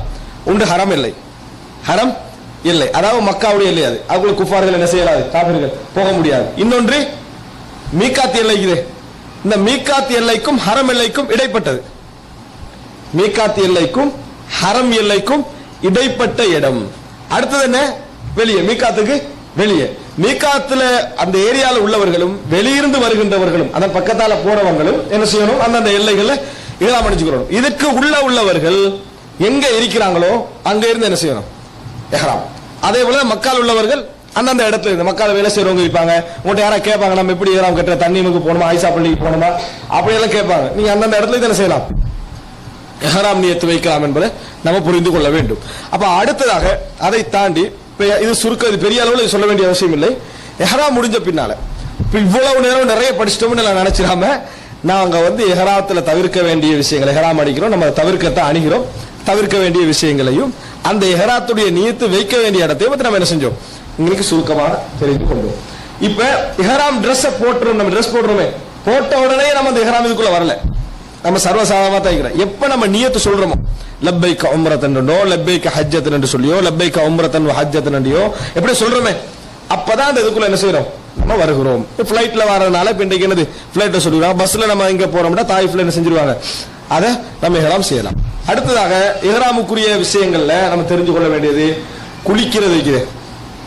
இந்த குளிக்கிறது வந்து விருப்பத்தக்கது, வாஜிபு கட்டாயமெல்லாம் இல்லை, வாஜிபு கட்டாயமெல்லாம் இல்லை. சிலர் வந்து என்னது இங்கிருந்தே குளிச்சுட்டு போய்வாங்க, அந்த உள்ள தாங்கலாமே என்னது அந்த அந்த அதாவது செய்லுல் கபீர்ல போய் குளிக்கிறது அப்பா முடியாதுன்னு சொல்லி இங்கே செஞ்சுவாங்க, குளிச்சுட்டு போயிடுவாங்க. அங்க போய் யாராவது ஒரு சந்தேகத்தை உண்டாக்கிடுவாங்க, நீ குளிக்காம எப்படி இதெல்லாம் கட்டுறீங்கன்றது உண்டாக்கிறாங்க. அப்படியெல்லாம் எதுவுமே இல்லை. யாரு கட்டாயம் குளிக்கணும் சொன்னா போற வழியில மாதாவிடாய் பெண்கள் போவாங்க, மாதாவிடாய் பெண்கள் போவாங்க. அதே போல பிள்ளை கிடைச்சி தீட்டு இருக்க பெண்கள் இருக்கிறாங்களே அவங்க என்ன செய்வாங்க போவாங்க. இவங்க கட்டாயம் என்ன செய்யணும், குளிச்சு ஆக வேண்டும். இவர்கள் கட்டாயம் குளித்து அவங்க தொழாது விட்டாலும் கூட இஹ்ராமுக்காக வேண்டி அவங்க கட்டாயம் குளித்தாக வேண்டும். ரசூல் ஸல்லல்லாஹு அலைஹி வஸல்லம் அவர்கள் அஸ்மா பின்த் அபீ பக்கர் ரலியல்லாஹு அன்ஹு அவர்கள் பிரசவம் கிடைச்ச நேரத்தில், பிள்ளை கிடைத்த நேரத்தில் இந்த கட்டளை என்ன செய்றாங்க, போடுகிறார்கள். இது நம்ம தெரிந்து கொள்ள வேண்டிய ஒரு அம்சம். அடுத்ததாக நம்ம வந்து இஹ்ராத்தை முடிச்சிட்டு, இஹ்ராத்ல இவ்வளவுதான், இஹ்ராத்துக்கு என்று 2 ரக்காத் இந்த சுன்னத் தொழுகையும் இல்ல, ஒரு தொழுகைக்கு பிறகு நம்ம கட்டினோம்னு சொன்னா அது ஓகே. ரசூல் ஸல்லல்லாஹு அலைஹி வஸல்லம் 2 ரக்காத் தொழுதா வருது, அது துல்ஹுலைஃபாவுடைய சிறப்பின் காரணமாக. துல்ஹுலைஃபாவுக்கு ஜிப்ரீல் அலைஹிஸ்ஸலாம் சொல்றாங்க, இன்னக ஃபீ வாதி முபாரக்கா, நீங்க ஒரு பரக்கத்து பெற்ற ஒரு இடத்துல இருக்கிறீர்கள், அதனால இங்க 2 ரக்காத் என்ன செய்யுங்க, தொழுங்கன்னு சொல்லி. அது எதுக்கு, நீங்க மதீனால இருந்து வரீங்களா, துல்ஹுலைஃபா பள்ளியில 2 ரக்காத் தொழுவது சுன்னா, வாதில் அகீக்ல தொழுவது 2 ரக்காத் சுன்னா. மத்தபடி எங்க இருந்தாலும் இஹ்ராம் கட்டிக்கலாம் 2 ரக்காத் தொழணும் எந்த அவசியமும் இல்லை என்பதை புரிஞ்சுக்கணும். அதே போன்று இஹ்ராம் ட்ரெஸ் நம்ம கட்டிட்டோமா, இந்த மேலால போடுறோமே அதை வந்து சர்வ சாதாரணமா போடுற மாதிரி போட்டா சரிபடி. ஏன்டா இன்றைக்கு நம்ம ஊர்கள் இந்த கிளம்புற நேரத்தில் இதை காட்டினா தான் அவர் வந்து உம்ரால ஈக்கிற மாதிரியான ஒரு ஹஜ்ஜிக்கு போறாரு. ஏன், இந்த வலது பக்கத்தை திறந்துட்டு வந்தால் தான், வலது பக்கத்தை திறக்க வேண்டிய இடம் ஒன்று இருக்கு, அது மட்டும்தான் திறக்கணும், மற்றபடி இதை மூடித்தான் என்ன செய்ய வேண்டும், வர வேண்டும். இது இஹ்ராத்தை பற்றியுள்ள சில விஷயங்கள் சுருக்கமாக. அன்புள்ள சகோதரர்களை, இது முதல் அமல் இஹ்ராம். சிலது தவிர்த்தல், சிலது செய்தல். செஞ்சுட்டு வாரமா இங்க வந்த உடனேயே நம்ம பொதுவாக உம்ராவுக்கு வர டைம்ல என்ன செய்வோம் சொன்னா, இருக்கிற டயர்டுல ஊற போக்குல முடிச்சுட்டா நிம்மதின்னு சொல்லி என்ன அப்படி கொஞ்சம் பேர் உம்ராக்கு அப்படித்தான் போறது. போன உடனே தவாப் செஞ்சு கஷ்டமா தவாப் சரியும் செஞ்சு முடிச்சு, இப்ப முடிஞ்ச பிரச்சனை நல்லா ஷாப்பிங் பண்ணலாம், அதுக்கு தான் போன மாதிரி. எதுக்கு, அந்த ஷாப்பிங் பண்ண போன மாதிரியே தான் நடந்து கொள்வாங்க. 10 நாள் இருக்கும் அல்லது 5 நாள் இருக்கும். ஒரு நல்லா குளிச்சுட்டு நல்ல ரெஸ்ட் எடுத்துட்டு ஒரு நல்ல மேல கழுவி போட்டு போய் செய்வோம்னா அதெல்லாம் இல்ல, போற போக்குல முடிச்சுட்டா ஒரு கரைச்சல் முடிஞ்சது, அப்படி நிம்மதி. வாயால பப்ளிக் என்ன செய்வாங்க சொல்லுவாங்க, ஒரு சொம முடிஞ்சது அப்படி. இந்த ஜம்மு செய்யறதுக்கு என்ன சொல்லுவாங்க பேச்சு, இதெல்லாம் அதாவது மார்க்கத்துக்கு முரணான பேச்சுக்கள். என்ன சேர்த்து அடிச்சுட்டேன்னு, எதுக்கு நுகரை அசரை சேர்த்து தொழுறதுக்கு இப்படி இது வந்து நிச்சயமா உங்களோட தொழுகை அங்கீகரிக்கப்படாது. இது குஃப்ரான வார்த்தை தான். இபாதத்துக்கு நம்ம அந்த மாதிரி வார்த்தைகள் உபயோகிப்பது குஃப்ரான வார்த்தை. இதேதான் வணக்க வழிபாடுகளே. வணக்க வழிபாடு பேசக்கூட அல்லாஹ்வோட சம்பந்தப்பட்டதை பேசுறோம். இப்ப கௌரவமா கண்ணியமா என்ன செய்யணும், அதை நாங்கள் பேச வேண்டும். அப்ப அடுத்ததாக அன்புள்ள சகோதரர், நம்ம போனோம்னா எப்பையும் ஒரு ரெஸ்ட் எடுத்துட்டு நம்ம ஒரு டயர்டு இல்லாம ஆக்கிட்டு நம்ம செய்வதுதான் நல்லது. அப்பதான் நம்ம வந்து அந்த இபாதத்தை என்ன செய்யலாம். நமக்கு ஒரு நாள் தான் இருக்கேன்னா அது வேற. ரசூல் ஸல்லல்லாஹு பொதுவா அப்படி வந்தா ஒரு இடத்துல குளிச்சுட்டு என்ன செய்வாங்க, அடுத்த நாள் காலையில் போய் உம்ரா செய்தார்கள் என்ற செய்தி நம்ம என்ன செய்கிறோம், பார்க்கிறோம். அடுத்ததாக அன்புள்ள சகோதரர், தவாஃப். தவாஃப்ல தெரிந்து கொள்ள வேண்டிய விஷயம், மொத்தம் எத்தனை தவாஃப் நம்ம சுத்த வேண்டும், 7 விஷயங்கள். 7 என்ன செய்யணும், 7 தவாஃப் நம்ம செய்ய வேண்டும். 7ம் இடமிருந்து வலமாக, அதாவது நம்ம நின்றா கௌபாவுக்கு வலம், கௌபாவுக்கு வலம், நமது இடது பக்கம் விளங்கிட்டா இப்படி நம்ம சுத்த வேண்டும். எங்கிருந்து ஆரம்பிக்கிறோம், ஹஜர் அஸ்வத் என்ற இடத்துல தான் என்ன செய்யறோம், ஆரம்பிக்கிறோம். இந்த ஹஜர் அஸ்வத் இடத்துல இருந்து ரசூல் ஸல்லல்லாஹு அலைஹி வஸல்லம் எப்படி ஆரம்பிச்சாங்கன்னு சொன்னால், நபி அவர்கள் தொட்டார்கள், அதை அப்படி செஞ்சாங்க, முத்தமிட்டார்கள். அதே போல ரசூல் ஸல்லல்லாஹு அலைஹி வஸல்லம் அவர்கள் அதாவது அல்லாஹு அக்பர் என்று சொன்னார்கள். இப்படி சொல்லித்தான் ரசூல் ஸல்லல்லாஹு அலைஹி வஸல்லம் ஆரம்பிச்சாங்க. யாருக்கு இது செய்ய முடியாதோ அவர் என்ன செய்யலாம், ஒரு ரசூல் ஸல்லல்லாஹு அலைஹி வஸல்லம் இப்படி செஞ்சுக்கிறாங்க, அதாவது இந்த ஒரு இதால ஒரு பெஹஜனால ஒரு கம்மாரின்னு வைங்க, அதால அப்படி தொட்டு என்ன செய்யறாங்க, முத்தமிட்டிருக்கார்கள். அதுவும் யாருக்கு செய்ய முடியாதோ அவர் என்ன செய்யலாம், அதை முன்னோக்கி இப்படி கையை காட்டலாம். பச்சை லைட்டுன்னு வச்சுக்கிறாங்க, விளக்கம் இல்லாம அந்த மக்கள்கிட்ட சொல்ற இந்த பச்சை லைட் இருக்குமே அந்த இடத்துல இந்த ஆரம்பிங்க இருந்தால் பச்சை லைட்டை பார்த்து என்ன செய்யறாங்க, ஆரம்பிக்கிறாங்க. இங்கிருந்து ஆனா வைக்க மாட்டேன், பச்சை லைட்டுக்கு அதுக்கு சம்பந்தம் இல்லை. பச்சையே புனிதமான நினைச்சிட்டு வர மக்களுக்கு அதை என்ன செஞ்சிடும், ஓ பச்சை லைட்டு இந்த இடத்துல தான் என்ன செய்யணும், ஆரம்பிக்கணும் சொல்லி நினைச்சிருவாங்க. இங்கதான் ஹஜர் அஸ்வத், அது ஒரு அடையாளம், இதான் லைன் என்று சொல்லி அதுக்கான ஒரு அடையாளம், நேர உள்ள லைன். அப்ப இதுல இருந்து ஹஜர் அஸ்வதை நம்ம காட்டி அல்லாஹ் அக்பர். இப்னு உமர் ரலியல்லாஹு அன்ஹு அவர்கள் பிஸ்மில்லாஹி அல்லாஹ் அக்பர் என்று சொன்னதாக ஒரு வார்த்தை வருது. சிலர் பிஸ்மில்லாஹி அல்லாஹ் அக்பர் என்று சொல்றதை நம்ம பார்க்கிறோம். பிஸ்மில்லாஹி அல்லாஹ் அக்பர் சொல்றோம், அதுல என்ன செய்யறோம், நம்ம ஆரம்பிக்கிறோம். ஆரம்பிக்கிற நேரத்தில் நம்ம தவாப் செய்யறோமே, இந்த தவாப் செய்கிற நேரத்தில் நம்ம எதுக்கு உள்ளால செய்யக்கூடாது, அரை வட்டம் இருக்குது, இந்த அரை வட்டத்துக்கு உள்ளால செய்யக்கூடாது. இதுக்கு பெரிய வரலாற்று காரணங்கள் இருக்குது, அதை நம்ம இந்த இடத்துல சொன்னா என்ன செஞ்சிடும், டீப்பா போயிடும். அதுக்கு உள்ளால செய்யக்கூடாது, நம்ம வந்து என்னது வெளியாலே தான் என்ன செய்யணும், தவாப் செய்ய வேண்டும். இந்த தவாப் செய்கிற நேரத்தில் என்ன ஓதனம் அப்படின்னு பாத்தீங்கன்னா ஒரே ஒரு துஆவை தவிர வேற எதுவும் வரல. அது எங்க, நம்ம இப்படி சுத்தி வந்து, அதாவது நம்ம ஒன்னாவது என்று சொன்னா 4வது, அடுத்து ஹஜர் அஸ்வத் முதலாவது வச்சுக்கணும் சொன்னா அடுத்த என்ன நான்காவது, இந்த நான்காவது கூட தான் நம்ம ருக்குல் யமானி அப்படின்னு சொல்றோம். ருக்குல் யமானி என்று நாங்கள் சொல்கிறோம். இந்த ருக்குல் யமானிக்கு நம்ம வந்துட்டோம் என்று சொன்னா யமன் பிரதேசத்து மூளை, அடுத்த ருக்குன் அஷாமி சிரியா பிரதேசத்து மூளைன்னு சொல்லுவாங்க.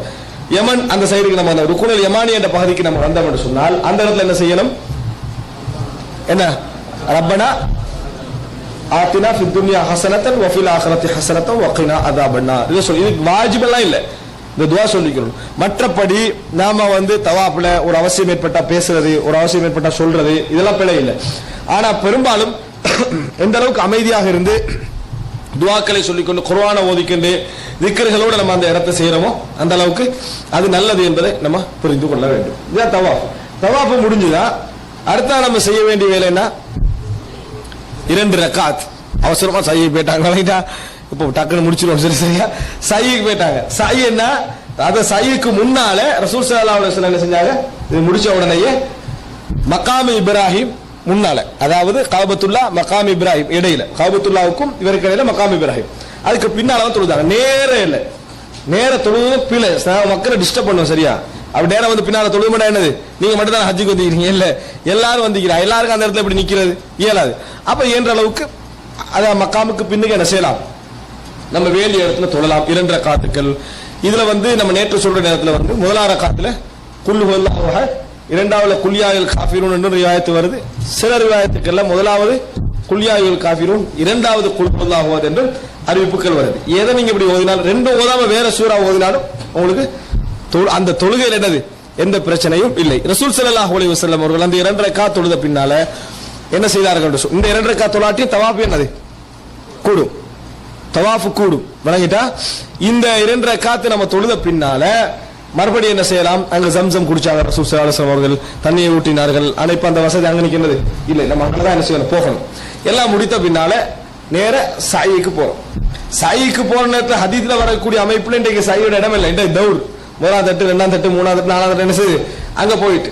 அதனால முதல்ல நம்ம சாயிக்கு போற நேரத்தில் நமக்கு நெருங்குகிற நேரத்தில் சொல்ல வேண்டிய வசனம் என்ன? இன்ன ஸஃபா வல் மர்வத மின் ஷஆஇரில்லாஹ். இத முழுமையா போட்டிக்கிறாங்க. நான் தேடின அளவுல முழுமையான ரிவாயத் என்னது பார்க்கிறதுக்கு இல்லை. இன்ன ஸஃபா வல் மர்வத மின் ஷஆஇரில்லாஹ். ஸஃபாவும் மர்வாவும் அல்லாஹ்வுடைய புனிதங்களில் 2, அல்லாஹ்வுடைய புனித அடையாளங்களில் 2. அப்படி என்று அந்த வார்த்தையை மட்டும் தான் சொல்லணும், நம்ம சொல்லணும். நெருங்கி அதுல ஏறின பின்னால ரசூல் ஸல்லல்லாஹு அலைஹி வஸல்லம் அவர்கள் கிப்லாவை முன்னோக்கி, இன்றைக்கு கிப்லா முன்னோக்கினா உங்களுக்கு கொஞ்சம் தூண்களுக்கு இடையில என்ன செய்யும்? கொஞ்சம் விளங்கு. அதுவும் சரியாக அந்த கொஞ்சம் தாண்டி போய் நின்றா தான். நீங்க நடுவு நின்றா என்ன செய்யாது? உங்களுக்கு விளங்காது. விளங்காட்டி நம்ம ஒன்றும் செய்யல, கட்டாயம் தாண்டி எல்லாரும் முன்கால போய் நீங்க எல்லாரும் அழகா நின்றுகிட்டு இருப்பாங்க. ஒரு ஆள் கௌபாவை முன்னோருக்கிறதுக்கு எல்லாரும் தாண்டி முன்னால போய் செஞ்சிருவாங்க, நின்றுவான். இந்த இது செய்ய வேண்டிய அவசியம் நம்மளுக்கு இல்லை. அந்த இடத்துல இருந்து என்ன சொல்லணும்? அல்லாஹு அக்பர் அல்லாஹு அக்பர் அல்லாஹு அக்பர்னு சொல்லிட்டு லா இலாஹ இல்லல்லாஹு வஹ்தஹு லா ஷரீக லஹு லஹுல் முல்கு வ லஹுல் ஹம்து வஹுவ அலா குல்லி ஷைஇன் கதீர். அடுத்ததாக லா இலாஹ இல்லல்லாஹு வஹ்தஹு அன்ஜஸ வஹ்தஹு வ நஸர அப்தஹு வ ஹஸமல் அஹ்ஸாப வஹ்தா. இந்த வார்த்தையை என்ன செய்ய வேண்டும்? நாங்கள் சொல்ல வேண்டும். இதை சொல்லிட்டு துஆ சொல்லிட்டு என்ன செய்யறோம்? துஆ கேட்கிறோம். அதுக்கு அடுத்ததாக என்ன?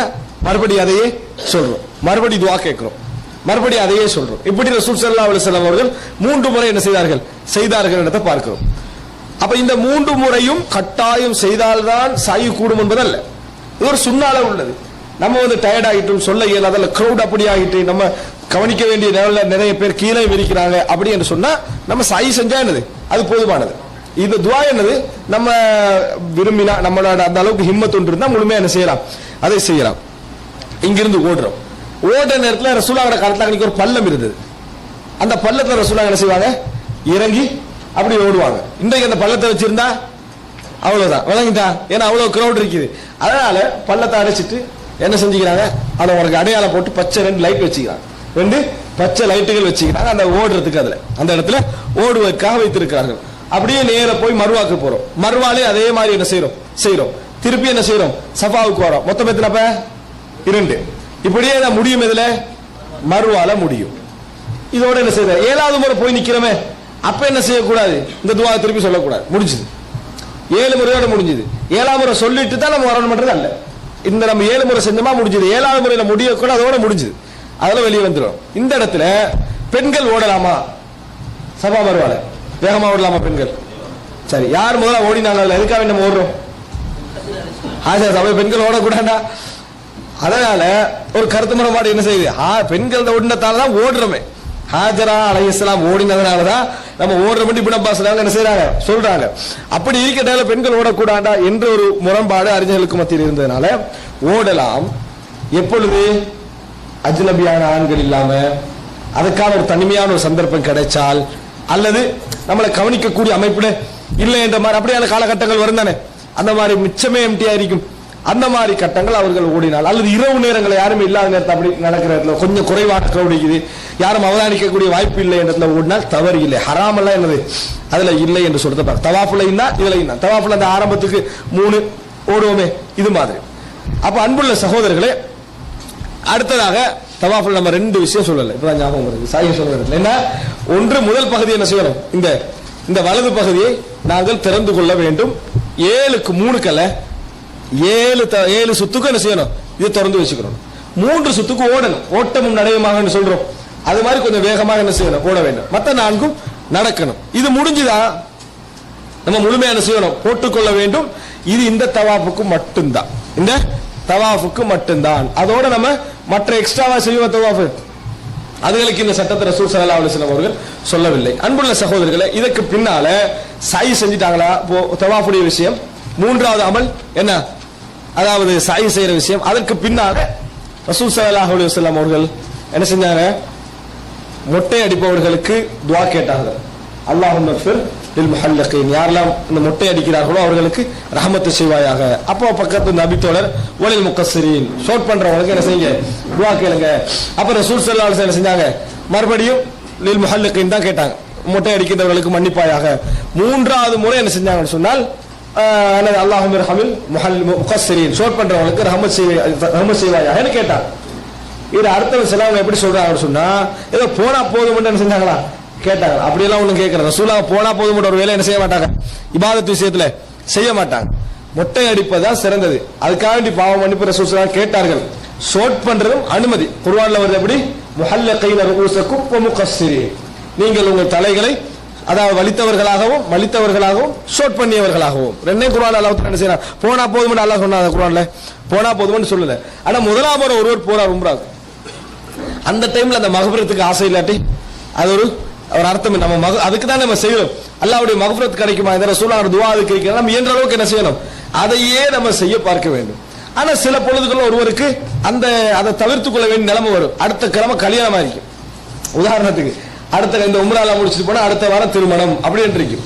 அப்ப அவர் மொட்டை அடிச்சுட்டு போறது என்னது, அந்த நாளுக்கு என்ன செய்யும், அது நல்லா இருக்கும். அல்லாஹ்வுக்காக வேண்டி தான், அதுல எந்த சந்தேகமும் இல்லை. ஆனா திருமணம் என்ற நேரத்தில் அதுல சில உலக காரியங்கள் என்ன செய்கின்றன, எதிர்பார்க்கப்படுகின்றன. இஸ்லாம் அதை அனுமதிக்கு வலியுறுத்து வரவேற்குது. அந்த மாதிரி காரணங்கள் உள்ளவர்கள் அல்லது வேறு காரணங்கள் இருக்கு, எப்படியோ காரணமே இல்லாமலே ஒரு ஆள் என்ன செய்யறாரு, ஷோட் பண்றதாக இருந்தாலும் அது குற்றம் இல்லை. ஆனால் ஆசையங்களுக்கு எதுக்கு இருக்கணும், மக்ஃபிரத்துக்கு பாவ மன்னிப்புக்கு தான் என்ன செய்ய வேண்டும், இருக்க வேண்டும் என்பதை நாங்கள் புரிந்து கொள்ள வேண்டும். அப்ப அன்புள்ள சகோதரர்களை, இது ஒரு அம்சம். இதோட ஒருவர் இதை செஞ்சிட்டார் என்று சொன்னால் அவருடைய உம்ரா என்ன செய்கிறது, முடிகிறது. அவருடைய உம்ரா முடிந்து விடுகிறது. எத்தனை மணிக்கு ஜும்மா, 11:40. எத்தனை மணிக்கு முடிக்கிறோம்ன்றதுல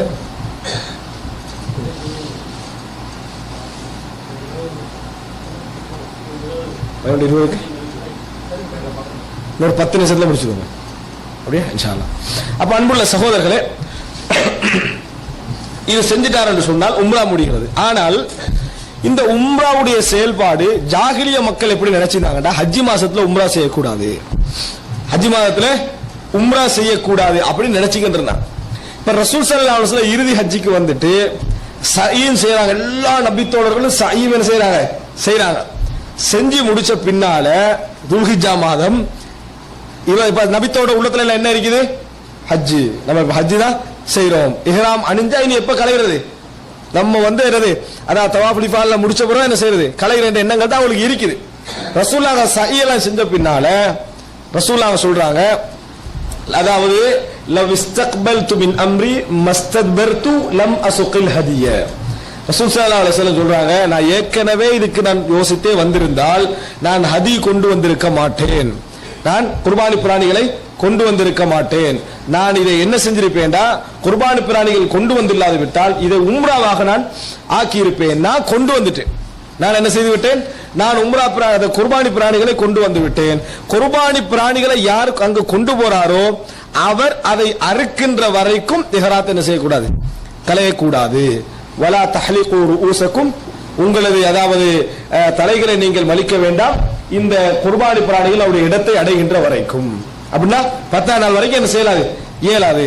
எனவே யாரெல்லாம் குர்பானி பிராணி கொண்டு வரவில்லையோ அவர்கள் அனைவரும் என்ன செய்ய, முடிய வலிச்சு ஹலால் ஆகி விடுங்கள், இஹ்ராத்தை களைங்க. நாங்க ரசூலுல்லாஹ் இவங்கெல்லாம் பாவமா நினைக்கிறாங்க. இது வந்து பெரும் பாவம். துல்ஹிஜ்ஜா மாசத்துல போய் இந்த மாதிரி இஹ்ராம் களைவது, இஹ்ராம் அணிஞ்சிட்டு போய் களைவது பெரும் பாவம் நினைக்கிறோம். நம்ம வந்து தலைமுடி வலிக்க முந்தி உம்ரால உறுப்பு அந்த ட்ரெஸ் கலைக்கிற பெரும்பாவம் நினைக்கலையா? அது மாதிரி தவாஃப் செய்ய முந்தி அந்த இஹ்ராம் கலையிற பெரும்பாவம் நினைக்கலையா? அதே மாதிரி அவங்க என்ன செஞ்சாங்க, இதை வந்து ஹஜ் முடிய வந்து அப்படி கலையிறது பெரும்பாவம் நினைச்சாங்க. ரசூல் ஸல்லல்லாஹு அலைஹி வஸல்லம் என்ன சொன்னாங்க, கலைங்கன்னு சொன்னாங்க. அதுக்கு பின்னால 8வது நாள் ஹஜ்ஜுக்கு மறுபடி நியத்து வைங்கன்னு ரசூல் ஸல்லல்லாஹு அலைஹி வஸல்லம் என்ன செய்றாங்க, வழிகாட்டுறாங்க. இதுக்கு தான் நம்ம இன்னைக்கு என்ன சொல்றோம், தமத்து அப்படின்றோம். தமத்து ஹஜ்ஜுன்னு சொல்றோம். அதுக்கு தான் தமத்துன்னா என்ன, அனுபவித்தல். இஹ்ராம் அணிஞ்சவரை அனுபவிக்க கூடாது, இஹ்ராம் அணிஞ்சவரை அனுபவிக்க கூடாது. நீங்க ஹஜ்ஜுக்காக வேண்டி வாரீங்க, இஹ்ராம் அணிஞ்சிக்கிறீங்க, எப்படி அனுபவிக்கலாம், கூடாது. உங்களுக்கு அந்த சான்ஸ் கிடைக்குது இஹ்ராம் கலைஞ்சி, அந்த கெப்புக்கு தான் தமத்து. அதனாலதான் தமத்து என்று வந்தது. இல்லையா தமத்து வந்தா இன்பம் அனுபவித்தான், சந்தோஷம் அனுபவித்தான் அர்த்தம். அது நம்ம அதுக்கு முந்தைய செய்யறோம். ஆனா இஹ்ராம் அணிஞ்சவர் அது கூடாது, இடையில டெம்பரரி உங்களுக்கு கிடைக்குது. இதுக்கு தான் தமத்துவோட பேர் என்ன, தமத்து ஹஜ்ஜுன்னு சொன்னா ஹஜ்ஜோட சம்பந்தப்பட்டது இல்ல. இஹ்ராம் கலைஞ்சி நம்ம இடையில பொதுவான ஆள் மாதிரி இருக்கிறோமே, சாதாரண ஆள் மாதிரி இருக்கிறோமே, அதுக்கான தமத்துவோட பேர் வந்து. இன்றைக்கு எல்லாரும் தமத்து தான் செய்யறோம். என்ன காரணமா செய்யறோம், யார் பிளைட்ல மாடு கொண்டு போறது இல்ல, ஆடு கொண்டு போறது இல்ல, ஒத்தனை அதெல்லாம் கொண்டு போறது இல்ல. அப்ப கொண்டு போகலாட்டி ரசூலுல்லாஹ் சொன்னது என்ன, நாங்க வந்து என்னது இதான் செய்யணும் ரசூல் ஸல்லல்லாஹு அலைஹி வஸல்லம் சொல்றாங்க. எது, இந்த தமத்து ஹஜ் தான் ரசூல் ஸல்லல்லாஹு அலைஹி வஸல்லம் அவர்கள் சொல்றாரு. எந்த அளவுக்கு சொல்றாங்கன்னா, ஒருவர் எழும்புறாரு, அல்லாஹ்வின் தூதரே இது இன்றைக்கு மட்டும்தானா, இந்த வருஷம் மட்டும்தானா, எப்பயுமா? ரசூலுல்லாஹ் பல்லில் அபத், இது எப்பொழுது மட்டும் இப்படி என்ன செஞ்சாங்க, இப்படி செய்து காட்டினார்கள் அப்படின்னு ரசூல் ஸல்லல்லாஹு அலைஹி வஸல்லம் அவர்கள் அதை காட்டுறாங்க. இதுல வந்து பெரிய கருத்து முரண்பாடு அறிஞர்களுக்கு மத்தியில் இருந்து, தமத்து வாஜிபா இல்லையா, தமத்து தான் செய்யணுமா, இந்த மாதிரி கொண்டு வராதவர்கள் தமத்து தான் செய்யணுமா என்பது. அன்புள்ள சகோதரர்களே, இப்ப இந்த அடிப்படையில ஒருவர் என்ன செய்யறாரு, உம்ராவுடைய விஷயங்கள் விடுபடுறாரு. விடுபட்டாலும் அவர் வந்தது ஹஜ்ஜிக்கு, அவர் வந்தது ஹஜ்ஜிக்கு. அப்ப ஹஜ்ஜுடைய அந்த சிந்தனை அவருக்கு என்ன செய்யணும், நிறையவே இருக்க வேண்டும். வேறு வேறு அனாவசியமான காரியங்களில் ஈடுபடக்கூடாது. நீங்க அந்த நேரத்தில் ஷாப்பிங் பண்ண ஆரம்பிச்சுக்கணும். இந்த ஷாப்பிங் ஒரு சோதனை, அதுல உம்ரா ஹஜ்ஜில ஷாப்பிங் ஒரு சோதனையே தான். நம்ம எல்லாம் ஏன்னா அது சரியா முன்னால வேற வச்சுக்கிறாங்களா, எல்லாம் வெளியே இறங்கினே முதலாவது என்ன, அதான் உலகம் உள்ளுக்கு இருக்க வரைக்கும் சரி, திரும்பினா என்னது கிபிலா, இங்கல திரும்பினா உலகத்துல கிபிலா, அப்படியே இருக்குது. இப்ப இதை கண்ட உடனே என்ன செய்யும், மனிதனுக்கு பணம் இருந்தா, பணம் இல்லாத சரியா போயிடும், வசதி இருந்தா என்ன செய்யும், வாங்கறதுக்கு அனுமதி இருக்கு, ஹலால் தானே என்ற சிந்தனை இருக்குது. அதனால இப்ப முடிச்சுட்டு வாங்குவோம் என்னது கருத்து முரண்பாடு வேறு. மதீனா போயிட்டு வந்து வாங்குறதா, இங்கே வாங்கிட்டு மதீனாவுக்கு போறதா, இப்படி நிறைய டிஸ்கஷன் என்னது நடக்கக்கூடிய சர்வசாதாரண காட்சியை நம்ம பார்க்கிறோம். இதுல கூட ஈடுபடுத்தினோம்டா எங்கட சிந்தனை என்ன செய்யும், இதுல ஆகிரும். சப்போஸ் நம்ம எதிர்பார்த்ததோட செலவு கூட்டிட்டு வைங்களேன், அங்க என்ன செய்யும், நம்மளுக்கு ஒரு தடுமாற்றம் வரும், அநியாயமா கூட்டு மின்னால வேற சண்டை என்ன செய்யும் போய்கின்றிருக்கிறது. இந்த மாதிரி வேலைகள் நம்ம செய்யாம இயன்ற அளவுக்கு டோட்டலா இபாதத்துல என்ன செய்யணும், முழுமையான கவனம் நாங்கள் செலுத்த பார்க்க வேண்டும். அன்புள்ள சகோதரர்களே, இதெல்லாம் நம்ம முடிச்சிட்டோமா, அடுத்ததாக 8வது நாள் நம்ம என்ன செய்யறோம், 8வது நாளே எங்களுடைய ஹஜ்ஜுடைய அந்த வணக்கங்கள் ஆரம்பிக்குது. 8வது நாளுக்கு என்ன பெயர், யௌமுத் தர்வியா. யௌமுத் தர்வியாண்டா தாய்க்கு மாதிரி இடம், அதனால அதுக்கு அரபுல ஒரு பேர் யௌமுத் தர்வியாண்டா ரவ்வா அப்படின்னா நம்ம என்ன செய்யறோம், மற்றவருக்கு நீர் கொடுக்கிறோம் அர்த்தம். தர்வியா அப்படின்னா நீரும் கொடுத்தல். யௌமுத் தர்வியா நீர் கொடுக்கும் நாள், தண்ணீர் கொடுக்கும் நாள் என்ற பேர் என்ன செய்யறது அதுக்கு வருது. அதுல ரசூல் ஸல்லல்லாஹு அலைஹி வஸல்லம் என்ன செஞ்சாங்க, மினாவுக்கு போனாங்க, லுஹர் தொழுதாங்க, அஸர் மக்ரிப் இஷா ஜம்மு செய்யல. அதுல ரசூல் ஸல்லல்லாஹு அலைஹி வஸல்லம் அவர்கள் ஜம்மு செய்யல. ஆனா 2 ரக்காத் என்ன செஞ்சாங்க, தொழுதாங்க. லுஹர் 2, அஸர் 2, மக்ரிப் 3, இஷா 2. இப்படி ரசூல் ஸல்லல்லாஹு தொழுதாங்க, ஜம்மு செய்யல. அங்க என்ன வேலை, தங்குறதா. இப்ப நாங்க படிக்க போற இடத்துல என்ன வர போகுது, தங்குறதா என்னது சப்ஜெக்ட். எப்ப போய் தங்கணும், எப்ப வெளியேறணும், இது மட்டும் தான் உங்களுக்குள்ள அம்சம். இது மட்டும் தான் உங்களுக்கு, எப்ப தங்கணும், எப்ப வெளியேறணும், இதை மட்டும் நீங்க தெரிஞ்சுக்கிட்டீங்கன்னா அந்த சாப்டர் என்ன செஞ்சிடும், முடிஞ்சிடும். மத்த 4 இபாதத்தை தனியா என்ன செய்வோம் பார்ப்போம். இதுல எதுலையும் நீங்க என்ன சரி யௌமுத் தர்வியாக்கு அங்க போனீங்கன்னு சொன்னால், அதாவது லுஹர் 2, அஸர் 2, மக்ரிப் 3, இஷா 2. இது முடிச்ச பின்னால நம்ம 8ஆம் நாள் முடியுதா, 8ஆம் நாள் என்ன செய்யறோம்? இது அடுத்த நாள் 9, அடுத்த நாள் 9. 9ஆம் நாள்ல காலையில நம்ம விடிஞ்ச பின்னால நம்ம அரஃபாவுக்கு எப்ப போறது கடமை? 9ஆம் நாள்ல எப்படி? சூரியன் உதயமா, சூரியன் உச்சி சாய்ந்த பிறகா? சூரியன் உதயமான பின்னாலும் போகலாம். ஆனா போற நேரம் எது தெரியுமா? சூரியன் உச்சியில சாயுது அந்த நேரத்துக்கு பிறகு என்ன செய்யணும்? நம்ம அதுல போகணும். ரசூல் ஸல்லல்லாஹு அலைஹி வஸல்லம் என்ன செய்யறாங்க? மினால இருந்து அரஃபா ரசூலா போறாங்க, அரஃபாக்கு மாதிரி போறாங்க. நமீரால என்ன செஞ்சாங்க? நமீரா வந்து அரஃபாக்கு வெளியே, நமீரா வந்து அரஃபாக்கு வெளியே ஒரு டென்ட் ஒன்று என்ன செய்ய அடிச்சு ரசூலா அங்கேயே உட்கார்ந்துட்டாங்க. அங்கேயே ரசூலா உட்கார்ந்துட்டாங்க. அந்த நடு நேரம் வந்த நேரத்துல ரசூல் ஸல்லல்லாஹு அலைஹி வஸல்லம் அப்படியே மாறி அரஃபாவுக்குள்ள என்ன செஞ்சாங்க? ரசூல் ஸல்லல்லாஹு அலைஹி வஸல்லம் அவர்கள் போனாங்க. அப்ப அரஃபாவுக்குள்ள நுழைய நேரம் உச்சி சாய்ந்த பின்னால். உச்சி சாய்ந்த பின்னால இருந்து அரஃபா எவ்வளவு பெரிய அமல்? ரசூலுல்லாஹி என்ன சொன்னாங்க? அல் ஹஜ்ஜு அரஃபா. ஹஜ் என்றால் அரஃபா தான். என்ன காரணமான்னு சொல்லிட்டு நம்ம இந்த சப்ஜெக்ட் என்ன செய்வோம்? நிறுத்திக்கணும். இன்ஷா அல்லாஹ் ஜும்மாவுக்கு பிறகு கண்டினியூ பண்ணுவோம். என்னன்னு சொன்னால் ரசூல் ஸல்லல்லாஹு அலைஹி வஸல்லம் அவர்கள் அவருடைய காலத்துல ஜாகிலிய மக்கள்ல குறைஷி வம்சத்தினர் இருக்கிறாங்களே, இந்த குறைஷி வம்சத்தினருடைய அமல் எப்படி இருந்தது? அந்த ஹஜ்ஜில மினாக்கு போவாங்க, அடுத்ததாக என்ன செய்வாங்க? அரஃபாவுக்கு போக மாட்டாங்க, நேரம் முஸ்தலிஃபாக்கு என்ன செய்வாங்க? போவாங்க, மறுபடியும் மினாவுக்கு வருவாங்க. அரஃபாக்கு யார் போவாங்க? குறைஷி அல்லாதவர்கள், குறைஷி அல்லாதவர்கள் தான் போவாங்க. இவங்க என்ன சொல்றாங்கடா, நம்ம அரஃபாவுக்கு வெளியே போனோம்டா அது ஹரம விட்டு வெளியே போற மாதிரி. நீங்க பாருங்க, மினா முஸ்தலிஃபால ஜாயிண்ட் ஆகி தான் என்ன செய்யும்? இருக்கும். அதை தாண்டி தான் என்ன செய்யும்? அரஃபா இருக்கும். ஒரு கெப் விட்டு தான் அரஃபா இருக்கும். ஹரம் எல்லைக்கு வெளியே, முக்கால்வாசி பாதி ஹரம் எல்லைக்கு வெளியே. இதனால அவங்க போக மாட்டாங்க. ரசூல் ஸல்லல்லாஹு அலைஹி வஸல்லம் அவங்க இப்படி போறாங்களா ஹஜ் நேரத்துல? மினால இருந்து இப்ப அடுத்தது ரசூல் ஸல்லல்லாஹு அலைஹி வஸல்லம் நிச்சயமாக மஷ்அருல் ஹராமோட நின்றுவாங்க. எங்க போக மாட்டாங்க? அரஃபா போக மாட்டாங்க. கன்ஃபார்மா இருக்கிறாங்க. ரசூல் அரஃபா போயிட்டாங்க. ரசூல் ஸல்லல்லாஹு அலைஹி வஸல்லம் அரஃபா போனது மட்டுமல்ல, அல் ஹஜ்ஜு அரஃபான்னு சொன்னாங்க. அல் ஹஜ்ஜு அரஃபா. ஹஜ் என்றாலே அரஃபா தான். அரஃபால ஒருவர் தங்கவில்லை என்றால் அவருக்கு ஹஜ்ஜே இல்லை. சரி, அரஃபா என்ற நேரத்தில் நம்ம லுஹருக்கு தான் போகணும். ஒருவர் எது வரைக்கும் மிஸ் ஆகினா தங்கலாம்? அடுத்த 10வது நாள் சுபஹ் இருக்குது, அது வரைக்கும் ஒருவருக்கு சான்ஸ். மிஸ் ஆகிறவருக்கு வேணுமென்று போய் தங்க கூடாது. ஒருவர் மிஸ் ஆகுது, கிடைக்கல, கிரௌட்ல மாட்டிட்டாரு, இடம் மிஸ் ஆகிட்டு, ஏதோ ஒரு காரணம், இவர் என்ன செய்யலாம்? அடுத்த நாள் சுபஹ் இருக்குது, முஸ்தலிஃபாவுக்கு போகிற சொல்லுவாங்க நைட்ல, அந்த சுபஹுக்கு முன்னாட அரஃபாவுக்கு போயிட்டு வரவருக்கு அவருக்கு என்னது? டைம் இருக்குது. ஆனா ஆரம்ப வக்து என்ன? ஆரம்பம் முடிவு நாட்களை நீங்க அதை மட்டும் தான் தெரிஞ்சுக்கணும். ஆரம்பம் முடிவு. ஆரம்பத்துல போகலாம். ஆனா ஜவாலுக்கு போறோம், நடுவு சாய்ந்த பின்னால அது வந்து சுபஹ் என்னது? இது வரைக்கும், அதாவது முஸ்தலிஃபாவுடைய அந்த சுபஹ் வரும் வரைக்கும் என்ன செய்யலாம்? இருக்கலாம். இதான் நம்ம தெரிஞ்சு கொள்ள வேண்டிய மிக முக்கியமான அம்சம். அங்க இருந்து ரசூல் ஸல்லல்லாஹு அலைஹி வஸல்லம் அரஃபால இருந்த நேரத்துல அங்க எந்த அமல்களும் இல்லை. எதை தவிர? துஆ கேட்கிறது, இபாதத்து, திக்ருகள், இதை தவிர வேற எந்த அமலும் அங்கே இல்லை. அப்ப அந்த இடத்துல நம்ம என்ன செய்யணும் சொன்னா, ரசூலுல்லாஹி ஸல்லல்லாஹு அலைஹி வஸல்லம் துஆ கேட்டாரு பார்க்கிறோம். அங்க ஒரு மலைக்கு ஒரு பேர் வச்சுக்கிறோம். என்ன பேர்? ஜபலுர் ரஹ்மான். அல்லாஹ் வைக்கல, ரசூல் ஸல்லல்லாஹு அலைஹி வஸல்லம் வைக்கல, சஹாபாக்களும் சொல்லல. விளங்கிட்டா? நம்ம எல்லாரும் என்ன செய்யறோம்? ஜபலுர் ரஹ்மான் சொல்லிட்டீங்க. ஜபலு அரஃபா, அரஃபாவுடைய ஜபலை தவிர ஜபலுர் ரஹ்மான்றது அங்க இதுலயும் ரசூல் ஸல்லல்லாஹு அலைஹி வஸல்லம் யாரும் வழிகாட்டவும் இல்லை. ஜபலுர் ரஹ்மான் நம்ம சொல்லி கொண்டிருக்கிறோம். ஜபலுர் ரஹ்மான் சொல்ல நோக்கி என்ன செய்யறாங்க? துஆ கேட்கிறாங்க. ஜபலுர் ரஹ்மான் பின்னுக்கால இப்படி வைக்கிறதுக்கு பயம், நம்ம பின் பக்கத்துல நம்ம ஜபலுர் ரஹ்மானுக்கு காட்டுறோமே அப்படின்னு. அதெல்லாம் என்னது? எங்களை திரும்பினாலும் ஒரு புனிதம் இருக்கும். விளங்கிட்டா? அதனால அந்த சின்ன பிழை.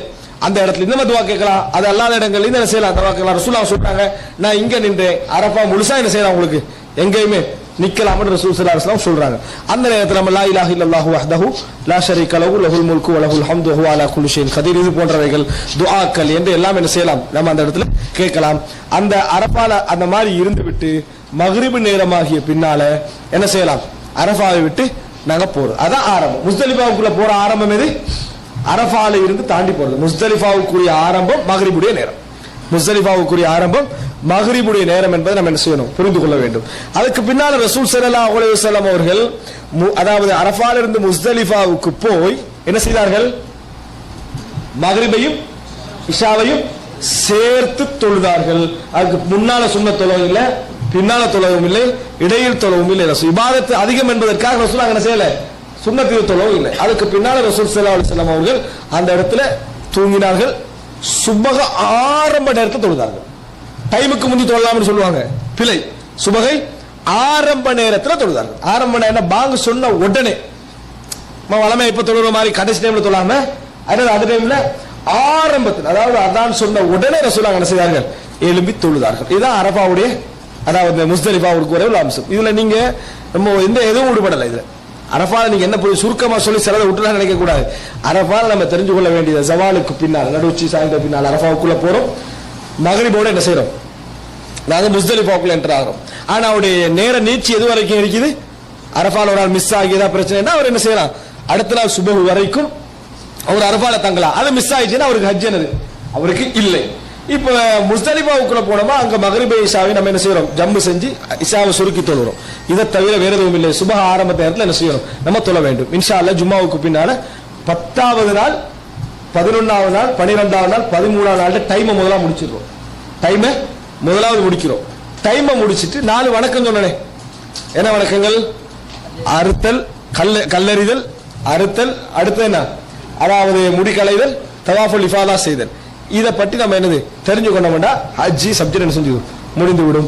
இன்ஷா அல்லாஹ் ஜும்மா முடிஞ்சு வந்து அந்த சுருக்கமான அந்த விஷயங்களை பார்த்துக்கொள்வோம். ஹாதா ஹிந்தி வல் இல்மு இன்தல்லாஹ் வ அகூலு கௌலி ஹாதா வ அஸ்தக்ஃபிருல்லாஹ் லி வ லக்கும். அஸ்ஸலாமு அலைக்கும் வ ரஹ்மத்துல்லாஹி. அன்புள்ள சகோதரர்களே, நாம் இறுதியாக முஸ்தலிஃபாவில் தங்குதல் சம்பந்தமாக பார்த்தோம். அதாவது திருப்பி ஒரு ஞாபகப்படுத்திக் கொள்கிறேன். நம்ம வந்து அதாவது 3 இடங்கள் ஹஜ்ஜுடைய இடத்துல நம்ம சம்பந்தப்படுகிறது. ஒன்று மினா, மினால நாங்க 8வது நாள் 10வது நாள் 11 12 13 அப்படி என்று சொல்லி 5 நாட்கள் என்ன செய்யறோம், சம்பந்தப்படுகிறோம். அதுல அதாவது 9வது நாள் பகல் நேரத்தில் அரஃபாவும் இரவு நேரத்தில் முஸ்தலிஃபாவும் சம்பந்தப்படுதுன்னு பார்த்தோம். இதில் நம்ம தெரிந்து கொள்ள வேண்டியது 2 முக்கியமான விஷயங்கள். எப்பொழுது நுழைவது, எப்பொழுது வெளியேறுவது. அதுல மேக்சிமமான மினிமமான டைமை நம்ம தெரிந்து கொள்ள வேண்டும். இது அல்லாமல் நம்ம தெரிந்து கொள்ள வேண்டிய எக்ஸ்ட்ரா அமலாக இருந்தால் அது 4 அமல்கள் 10வது நாள் நம்ம மினாவில் செய்யக்கூடிய அமல்கள் அப்படின்னு நம்ம பார்த்தோம். அதுல மினால யௌமு தர்வியா 8வது நாள் தங்கிவிட்டு அதுல எந்த அமல்களும் இல்லை. நம்ம வளமையா செய்யற மாதிரி 2 ரக்காத்துக்கள் தக்சீர் பண்ணி சுருக்கமாக தொழுவதை தவிர வேற எதுவும் இல்லை. அதற்கு பின்னால அதாவது மினால இருந்து நம்ம என்ன செய்கிறோம், அரஃபாவுக்கு போகிறோம். அரஃபால வந்து லுஹருடைய நேரத்துக்கு பின்னால தான் என்ன செய்கிறது, அரஃபாவுடைய நுழைதல் ஆரம்பிக்கிறது. காலையிலே போகலாம், தவறில்லை. நுழைதல் என்ன செய்யுது, அவருடைய அதாவது நேரம் லுஹர் நேரத்தில் ஆரம்பிக்குது. மகரிபு நேரத்தில் என்ன செய்யறோம், ரசூல் ஸல்லல்லாஹு அலைஹி வஸல்லம் அவர்கள் முஸ்தலிஃபாவுக்கு போனாங்க. ஆனால் ஒருவர் என்ன செய்யலாம், ஏதோ காரணங்களால பிந்தினார் என்று சொன்னால் முஸ்தலிஃபாவுடைய அதாவது ரசூல் ஸல்லல்லாஹு அலைஹி வஸல்லம் காலையில போவாங்களே அடுத்த நாள் 10வது நாள், அது வரைக்கும் அரஃபால என்ன செய்யலாம், ஒருவர் வரலாம், தங்கலாம் என்பதை நம்ம பார்த்தோம். இந்த அரஃபாவுடைய செய்தியில ஒரு விஷயம் நான் சொல்ல வேண்டும் என்னன்னு சொன்னால், அரஃபால ரசூல் ஸல்லல்லாஹு அலைஹி வஸல்லம் அவர்கள் கஸ்ர் செய்து ஜம்மு செய்து என்ன செய்தார்கள், தொழுதார்கள். லுஹரோடு சேர்த்து 2 என்ன செய்தார்கள், ரசூல் ஸல்லல்லாஹு அலைஹி வஸல்லம் அவர்கள் தொழுதார்கள். மற்றபடி அரஃபா திக்ருடைய இடம், துஆக்களுக்குரிய இடம். இது மட்டும் தான் நம்ம தெரிந்து கொள்ள வேண்டிய முக்கியமான செய்தி. இங்கேயும் திக்ரு துஆ என்பதை தவிர வேறு செயல்பாடுகள் அங்கே இல்லை. அடுத்ததாக நம்ம வந்து அதாவது இதற்கு பின்னால 9வது நாள் அரஃபாவுடைய நேரத்துக்கு பின்னால முஸ்தலிஃபா போறோம். முஸ்தலிஃபால என்ன செய்கிறோம், மகரிபும் இஷாவும் என்ன செய்கிறோம், முஸ்தலிஃபாவில் நாங்கள் ஜம்மு செய்து தொழுகிறோம். 3 2 என்ன செய்கிறோம், ஜம்மு செய்து தொழுகிறோம். தொழுத பின்னால முஸ்தலிஃபால இருந்து என்ன செய்யறாங்க, நாங்க அதாவது போக வேண்டிய நேரம் எப்ப, காலையில தான் முஸ்தலிஃபால என்ன செய்யணும், காலையில தான் முஸ்தலிஃபால இருந்து போக வேண்டும். ஆனால் யாரெல்லாம் பலகீனர்களாக இருக்கிறாங்களோ, பெண்களாக இருக்கிறாங்களோ, அவங்க என்ன செய்யலாம், முஸ்தலிஃபால நடு இரவிலே என்ன செஞ்சிடலாம், மினாவுக்கு போயிடலாம். முஸ்தலிஃபால இருந்து நடு இரவிலேயே மினாவுக்கு போய்விடலாம். யாரு அதாவது வேலை கஷ்டங்கள் பழுக்கள் என்று ஏதாவது அவர்களுக்கு வேலை, இது அவர்களுக்கு மட்டும்தான், கஷ்டப்படுறவர்களும் மட்டும்தான். ஆனா இதை சலுகையை பயன்படுத்திட்டு என்ன செய்யக்கூடாது, முஸ்தலிஃபால தங்குறாங்களே இப்ப நாடுகளில் இருந்து வரக்கூடிய அதாவது இந்த ஏஜென்சிகள் வந்து செய்யக்கூடிய அந்த சகோதரர்கள் செய்யக்கூடிய தவறுகள் ஒன்றுதான் எல்லா சலுகைகளையும் மேக்சிமமா பயன்படுத்துறது. அவர்கள் வந்து மார்க்கத்தை அல்லாவை பயந்து அந்த விஷயம் செய்யணும். எங்க அவர்களால முடியாது, உண்மையில எல்லாராலும் முடியாது அந்த இடத்துல அந்த சலுகையை பயன்படுத்துறது வேற. இதெல்லாம் ஓகேன்னு வந்திருக்கிற போகலாம் என்று வந்திருக்கிறோம், உடனே என்ன செய்ய போகலாம். அப்போ இப்போ சகோதரர் கூட சுட்டி காட்டினார், என்ன சொன்னாங்க, நீங்க இஃப்அல் வலா ஹரஜ், இஃப்அல் ஃபலா ஹரஜ், நீங்க செய்யுங்க, உங்களுக்கு எந்த விதமான பிரச்சனையும் இல்லை என்று ரசூலுல்லாஹ் சொன்னாங்க. நான் சொன்னேன் 4 அமல்களை முந்தி பிந்தி எல்லாம் செய்யலாம் என்று. இந்த இஃப்அல் ஃபலா ஹரஜ் அங்க மட்டும் தான் சொன்னாங்க, எல்லாத்துக்கும் என்ன செஞ்சுட்டாங்க, எம்ப்ளாய்மெண்டா நீங்க எதை செஞ்சாலும் முந்தினாலும் சரி பிந்தினாலும் சரி நம்மளை வந்ததுக்கு ஏத்த மாதிரி என்ன செஞ்சிடணும், செய்து முடித்து விட வேண்டும் என்ற அடிப்படையில் என்ன செய்யறாங்க, யூஸ் பண்றாங்க. அது தவறானது. அப்ப இந்த முஸ்தலிஃபால இருந்து இரவு நேரத்தில் யாருக்கு போக அனுமதி என்று சொன்னால் பெண்களுக்கு, பலகீனப்பட்டவங்களுக்கு, இந்த நெரிசல் ஆகப்பட்ட பிரச்சனை அப்படி என்று சொல்லக்கூடிய நோயாளிகளுக்கு எல்லாம் என்ன செய்யுது அனுமதி. அது அல்லாம ரசூல் ஸல்லல்லாஹு அலைஹி வஸல்லம் என்ன செஞ்சாங்கன்னு சொன்னால், இன்றைக்கு அதை செய்யறாங்க இல்ல, கிரௌட் காரணமா செய்யாம இருந்திருக்கலாம். முஸ்தலிஃபால இருந்து ரசூல் ஸல்லல்லாஹு அலைஹி வஸல்லம் காலை நேரத்தை அடைஞ்ச நேரத்தில், கொஞ்சம் வெளிச்சமான நேரத்தை அடைஞ்ச நேரத்தில் எங்க போனாங்க? முதலாவது மஷ்அருல் ஹராம், இன்றைக்கு அதாவது மஸ்ஜிதுல் ஹலீல் என்று சொல்லக்கூடிய ஒரு பள்ளி அங்கே என்ன செய்யுது இருக்கு, அந்த மஷ்அருல் ஹராம் கிட்ட போனா முஸ்தலிஃபா தான் அது. அதுக்கு முதல்ல போய் அங்க இருந்து ரசூல் ஸல்லல்லாஹு அலைஹி வஸல்லம் துஆ கேட்டார்கள். அங்க இருந்து நீண்ட ஃபதுகுருல்லாஹ இந்தல் மஷாரில் ஹராம், குர்ஆன் அல்லாஹ் தஆலா சொல்றான் மஷ்அருல் ஹராம்ல வச்சு நீங்க துஆ கேளுங்க அப்படினு. ரசூல் ஸல்லல்லாஹு அலைஹி வஸல்லம் அவர்கள் நிறைய துஆவை என்ன செய்தார்கள், அந்த இடத்துல கேட்டார்கள். அதற்கு பின்னால தான் அங்க இருந்து என்ன செய்தார்கள் ரசூல் ஸல்லல்லாஹு அலைஹி வஸல்லம் அவர்கள் நேரே எங்க போனாங்க, மினாவுக்கு ரசூலுல்லாஹி ஸல்லல்லாஹு அலைஹி வஸல்லம் அவர்கள் போனார்கள். இது நாம முஸ்தலிஃபாவோட இரவு நேரம், முஸ்தலிஃபா என்ற அம்சம் இரவு நேரத்தில் உள்ள விஷயங்கள் தான். இதுல முஸ்தலிஃபால ஒரே ஒரு செய்தி தவறாக சொல்வார்கள், சுபஹ் நேரத்துக்கு முந்தி சுபஹ் என்ன செஞ்சாங்க, தொழுதார்கள் அப்படின்னு சொல்லுவாங்க. அது தவறு. சுபஹ் நேரத்துக்கு முந்தி சுபஹ் தொழுது, அதே நேரத்தில் இரவுல நின்று பெரிய கியாமுல் லைல் தொழுவிட்டிருக்கிறது, அதற்கு தவறு. வித்திரு மட்டும் தான் நம்ம என்ன செய்யலாம், தொழ அனுமதி. மற்றபடி ரசூல் ஸல்லல்லாஹு அலைஹி வஸல்லம் அவர்கள் ஓய்வு எடுத்தார்கள் என்ற செய்தியை தான் நம்ம என்ன செய்கிறோம், பார்க்கிறோம். ஏன்னா அடுத்த நாளுக்குரிய அமலுக்கு முந்தின நாள் ஓய்வு என்பது என்னது, மிக முக்கியமான ஒரு அம்சம். இப்ப மினாவுக்கு போனோம் என்று சொன்னால், மினாவிலே நாம் செய்யற வேலை என்ன, முக்கியமாக அந்த 10வது நாள் 4 வேலைகள் என்ன செய்வோம். அந்த நாள்ல தர்த்தீப் ஆர்டர் படி சொல்வதாக இருந்தால், முதலாவது கல்லறிதல், அந்த பெரிய கல்லடிக்கிற இடம் என்ற ஜம்ரத்துல் குப்ரால என்ன செய்யறது, அல்லது ஜம்ரத்துல் அகபால நம்ம கல்லறிதல். இரண்டாவதாக செய்யற வேலை குர்பானி கொடுத்தல். மூன்றாவதாக முடிய என்ன செய்யறது, வலிக்கிறது அல்லது ஷோட் பண்றது. நான்காவதாக தவாஃபுல் இஃபாதா. இதுதான் ஆர்டர். இந்த ஆர்டர் படி தான் செய்யணும். ஆனால் இந்த ஆர்டர்ல மாற்றம் நடந்தால் தவறு இல்லை. வேணும் என்று மாற்றாம ஏதோ நம்ம காரணங்களாக நம்ம மாத்திட்டோம் என்று சொன்னால், அந்த ஆர்டர்ல மாத்திட்டோம் என்று சொன்னால் தவறு கிடையாது. ஆரம்பம் என்ன, ரமி, அந்த பெரிய அந்த ஜம்ரத்துல் அகபால கல்லறிதல். இரண்டாவதாக அதாவது குர்பானி கொடுத்தல். மூன்றாவதாக அதாவது முடியை குறைக்கிறது. நான்காவதாக தவாஃபுல் இஃபாதா, மக்காவுக்கு வந்து தவாஃப் செய்யறது. இதுலயும் நம்ம சில சுருக்கமா சில விஷயங்களை பார்த்தோம். குர்பான் அதாவது கல்லறிதலை பொறுத்த வரைக்கும் நம்ம என்ன செய்யணும், எத்தனை முறை கல்லறியணும், எத்தனை முறை, 7 முறை என்ன செய்யணும், கல்லறியணும். கல்லு வந்து என்ன, அது கல்லு வந்து புறக்கிறதெல்லாம் சுண்ணத்துல ஒண்ணு விளங்கிட்டா, இந்த இடத்துல கல்லு புறக்கணும், இந்த இடத்துல எரியணும் நேரடியாக எந்த செய்தியும் அதுல இல்லை. ஆனா கல்லு என்ன செய்யணும், நம்ம வந்து அதனுடைய சைத்தானுக்கு எரிதல் என்ற சிந்தனை என்ன செய்யக்கூடாது, இருக்கக்கூடாது. இந்த இடத்துல ரசூலுல்லாஹ் கல்லறிந்தார்கள் என்பதை நமக்கு என்ன செய்யணும், இருக்கணும். இல்லைன்னு சொல்ல நிறைய பேருடைய சிந்தனை சைத்தானுக்கு எரிதல் ஒரு பெரிய கல்லா பார்த்து என்னது எரியணும் சொல்லி பெரியெல்லாம் எடுக்கிறாங்க. பெருசு சில செய்திகள் இங்க சொன்னா அது நகைச்சுவை போயிருமதுக்கு நான் சொல்லாம இருக்கிறேன்.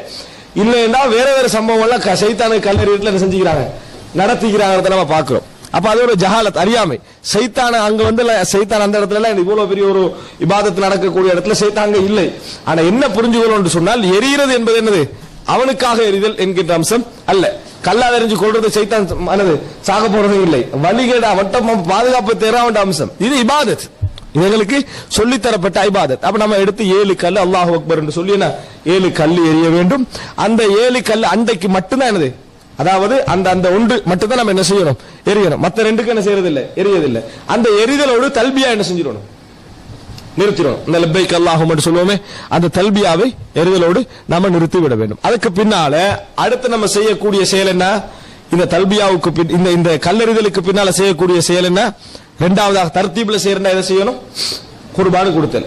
இந்த குர்பானி கொடுத்தல் என்பது அதுல பல சிக்கல்கள் என்ன செய்கின்றன இருக்கின்றன. ஏன்னா லட்சக்கணக்கான ஆடுகள், மாடுகள், ஒட்டகங்கள் அறுக்கப்படுவதனால இந்த நிமிஷம் குர்பானி கொடுக்கப்படுற நம்ம முடிச்ச உடனே குர்பானி கொடுக்கிறது ஒரு கஷ்டமான ஒரு காரியம். பல வகையில கவர்மெண்டே அது முன் வந்து செஞ்சாலும் ஒரு கஷ்டமான காரியம் இடத்தை பார்க்கிறோம். ஆனால் ஹதீஸில் உள்ள சில சில சலுகைகளை கவர்மெண்ட் சரியாக பயன்படுத்தி என்ற அளவுக்கு மேக்சிமம் பயன்படுத்தினால் அது ஒரு அளவுக்கு என்ன செய்யலாம், இந்த அதாவது குர்பானி பிராணி பற்றிய விமர்சனங்களை தவிர்க்கலாம். என்ன என்று சொன்னால், ரசூல் ஸல்லல்லாஹு அலைஹி வஸல்லம் அறுத்துட்டு சொல்றாங்க, நான் இங்க அறுத்தேன், இந்த இடத்துல அறுத்தேன்.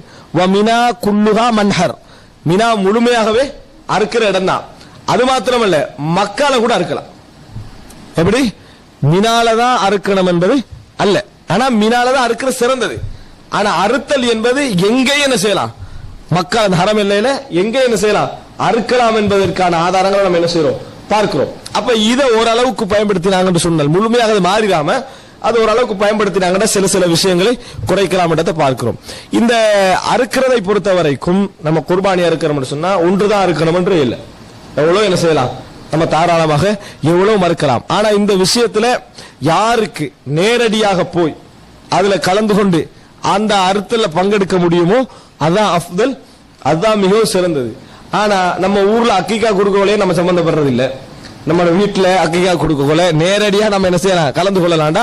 அறுத்த பிறகுதான் வாரது, அந்த அறுத்தாச்சாண்ட என்னது வாரது, அறுக்கிறதுக்கு கிட்டையும் என்ன செய்யறது இல்ல, சம்பந்தப்படுவது கிடையாது. அவ எப்படி நம்ம அங்க போய் சம்பந்தப்படுவோம், அங்க ஒரு காரணம் சொல்றது, முன்னால நம்ம போயிடலாம், அங்க வந்து இருக்கிற சிச்சுவேஷனுக்கு நம்ம போக கஷ்டம். வீட்டுல என்ன சிச்சுவேஷன், ஒரு சிச்சுவேஷனே இல்ல, அங்க ஒரு சிச்சுவேஷனை தானாக என்ன செய்யறது, நம்ம உருவாக்கி கொள்வது என்ன செய்கிறோம் பார்க்கிறோம். இது பிழையானது.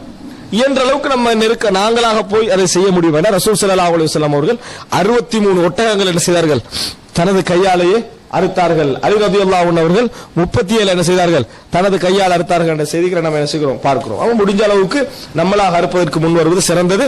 குர்பானி என்பது நாம் இறைவனுக்காக செய்யக்கூடிய ஒரு தௌஹீதுடைய மிக முக்கியமான அடையாளம், தௌஹீதுடைய மிக முக்கியமான அடையாளம். ஏனென்றால் மற்ற மதங்களில் நீங்கள் பார்க்கலாம், அதை அறுத்துட்டு அது சாப்பிட மாட்டாங்க. எது கடவுளுக்காக அறுக்கப்பட்டதோ டச் இல்ல. இஸ்லாம் மட்டும்தான் கடவுளுக்காக இறைவனுக்காக அறுக்கப்பட்டது என்ன செய்யலாம், நம்ம சாப்பிடலாம், பங்கிடலாம், நம்ம சேர்த்து வைத்துக்கலாம்னு சொல்றது இஸ்லாம். அல்லாஹ் தெளிவா சொல்றான், லய்யனால் அல்லாஹ் லுஹுமுஹா வலா திமாவுஹா, அவருடைய இறைச்சியோ அதனுடைய இரத்தமோ இறைவனை போய் சென்றடையாது, உங்களுக்கு தக்வா தான் என்ன செய்யும், சென்றடையும் என்று சொல்லி அந்த அறுத்தல் முறையில் எல்லா மதங்களிலும் பழித்தல், அந்த ஆடு பலியிடுதல் அப்படி பொதுவாக சொல்லிடக்கூடாது. இஸ்லாத்திர முறையே வேறு, இது இறைவனுக்காக படைக்கப்படுவது அல்ல. உன்னால தியாகம் செஞ்சு செலவழிச்சு இரத்தம் ஓட்டக்கூடிய அந்த மனோபாவம் இறைவனுக்காக இருக்கிறதா என்பது மட்டும்தான். மற்றபடி இது பொதுமக்களுக்காக, ஏழைகளுக்காக, கஷ்டப்படுற மக்களுக்காக உரியது என்பதை நம்ம என்ன செய்யணும், புரிந்து கொள்ள வேண்டும். ரசூல் ஸல்லல்லாஹு அலைஹி வஸல்லம் அவர்கள் அந்த அடிப்படையில் நடைமுறைப்படுத்தினார்கள். அடுத்ததாக அறுத்ததற்கு பின்னால நம்ம செய்யற விஷயம் என்ன, முடி. அதுலயும் நம்ம அங்கே நம்ம வந்து வலித்துக் கொள்ளலாம், முழுமையாக என்ன செய்யலாம், வலித்துக் கொள்ளலாம், அல்லது ஷோட் பண்ணலாம். வலித்துக் கொள்ளலாம், ஷோட் பண்ணலாம், இரண்டுமே என்னது, அதாவது ரசூல் ஸல்லல்லாஹு அலைஹி வஸல்லம் அவர்கள் அனுமதித்திருக்கிறார்கள். சிறந்தது வலித்தல்.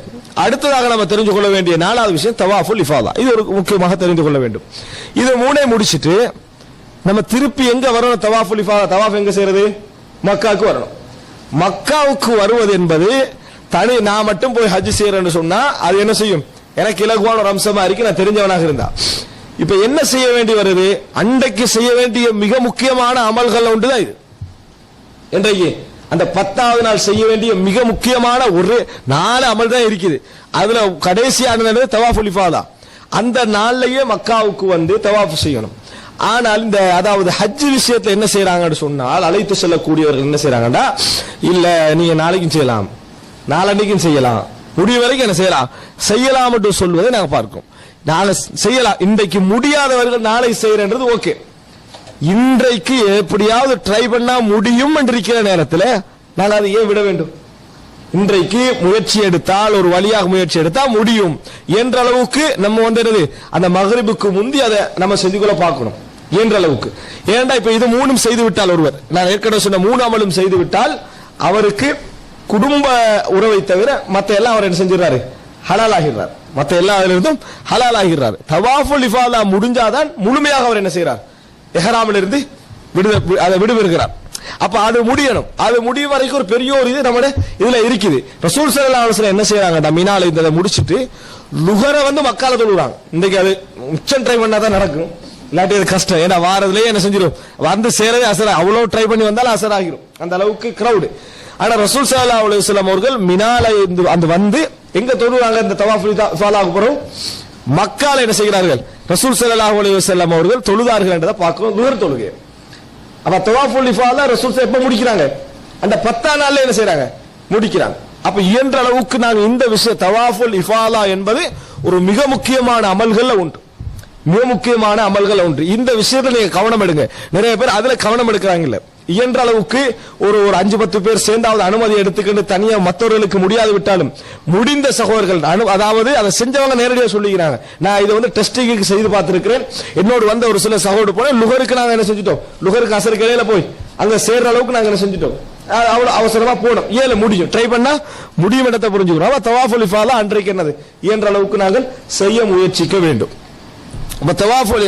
சில அறிஞர்களுடைய கருத்து, நான் இந்த இடத்துல வந்து அதை ஆய்வுக்கு முற்படுத்தல, காரணம் என்னன்னு சொன்னா கருத்து முரண்பாடு உள்ளதுனால, யாரு தவாஃபுல் இஃபாதாவை அன்றைய மகரிபுக்குள்ள செய்யலையோ அவர் பழைய நிலைமைக்கு ஆகிறாரு. அப்படின்னா என்ன, இஹ்ராம் அணிஞ்சிருந்து எதெல்லாம் அவருக்கு கூடாதோ, அரவாசி கூடுமன் ஆயிடுச்சு, எதெல்லாம் மொத்தமா கூடாது இருந்ததோ அத்தனையும் கூடாத லெவலுக்கு என்ன செஞ்சிடறாரு ஆகிறாரு. திருப்பி அவர் இஹ்ராம் என்ன செய்யணும், அணிந்து கொள்ள வேண்டும் தவாஃபுல் இஃபாதாவை முடிக்கின்ற வரைக்கும் என்று சொல்லக்கூடிய அறிஞர்கள் ஒருவர் ஷேக் நாசருதீன் அல்பானி. அப்ப அந்த அளவுக்கு ஒரு வலியுறுத்தப்பட்ட விஷயம், நான் அந்த கருத்தை இந்த இடத்துல சொல்லல, அந்த அளவுக்கு கருத்து முரண்பாடு உள்ள ஒரு அம்சம் இது. அதனால இயன்ற அளவுக்கு தவாஃபுல் இஃபாதாவை அன்றைக்கு நம்ம முடிக்க இயலும் என்று சொன்னால் அதுதான் மிகவும் சிறந்தது, அஃதல் என்பதை நாங்கள் மனதிலே பதிய வைத்துக் கொள்ள வேண்டும். அதுக்கு பின்னால தமத்துதானே பெரும்பாலானவங்க செய்யறாங்க, அதிலே சொல்றேன், அவங்க என்ன செய்யணும், அடுத்ததாக தவாஃப் முடிஞ்சோன்னு என்ன செய்யணும், அன்றைக்கு சை என்ன செய்ய வேண்டும், சை கட்டாயம் அவர்கள் செய்ய வேண்டும். இந்த சை செஞ்ச முடிஞ்ச உடனேயே அவருடைய இஹ்ராம் என்றது முழுமையாக அவர் என்ன செய்யறாரு, எல்லா தடைகள்ல இருந்தும் தவாஃபுல் இஃபாதா அதை தொடர்ந்து சாயோடு எல்லாமே அவருக்கு என்ன செஞ்சிருது, முடிந்து விடுகிறது. இதுதான் அன்றைக்கு செய்ய வேண்டிய 4 முக்கியமான அமல்கள்ல, அதாவது மிக முக்கியமான 4 அமல்கள். இது முடிஞ்சாச்சா திருப்பி எங்க போகணும், மினாவுக்கு. தவாஃபுல் இஃபாதா சாயை முடிச்சுட்டு மினாவுக்கு, அங்க வளமை போல என்ன செய்யறோம், அமல்களை தொடர்கிறோம்.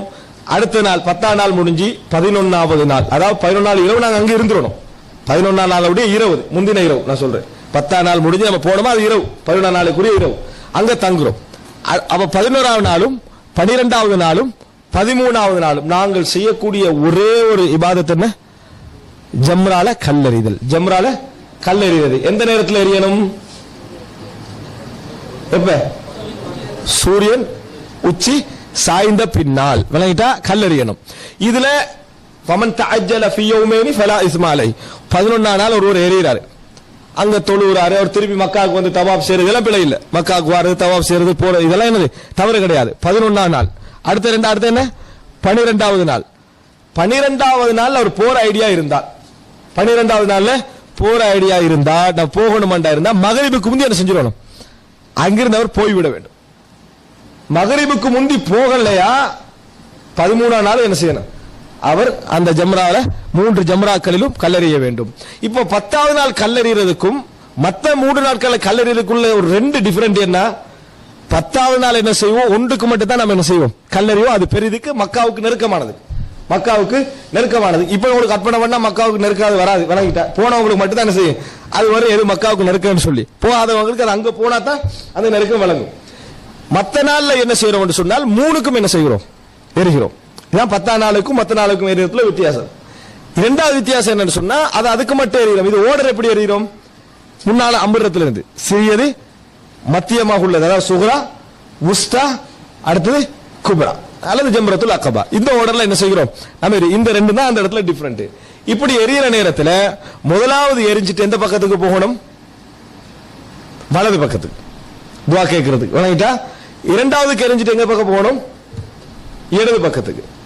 3வது எரிஞ்சிட்டு என்ன செய்யணும், அதன் பக்கம் இந்த பக்கம் நின்று எரிஞ்சிட்டு போயிடும், அங்க நின்று துஆ கேட்கிற எதுவுமே இல்லை வணங்கிட்டா. முதலாவது எறிகிறோம் வலது பக்கம் போறோம், 2வது எறிகிறோம் இடது பக்கம் போறோம், 3வது எறிகிறோம் திரும்புற முறையில. ஆனா என்ன செய்வதில்லை, அங்க நாங்கள் துஆ எதுவும் அந்த இடத்துல நின்று கேட்பது இல்லை.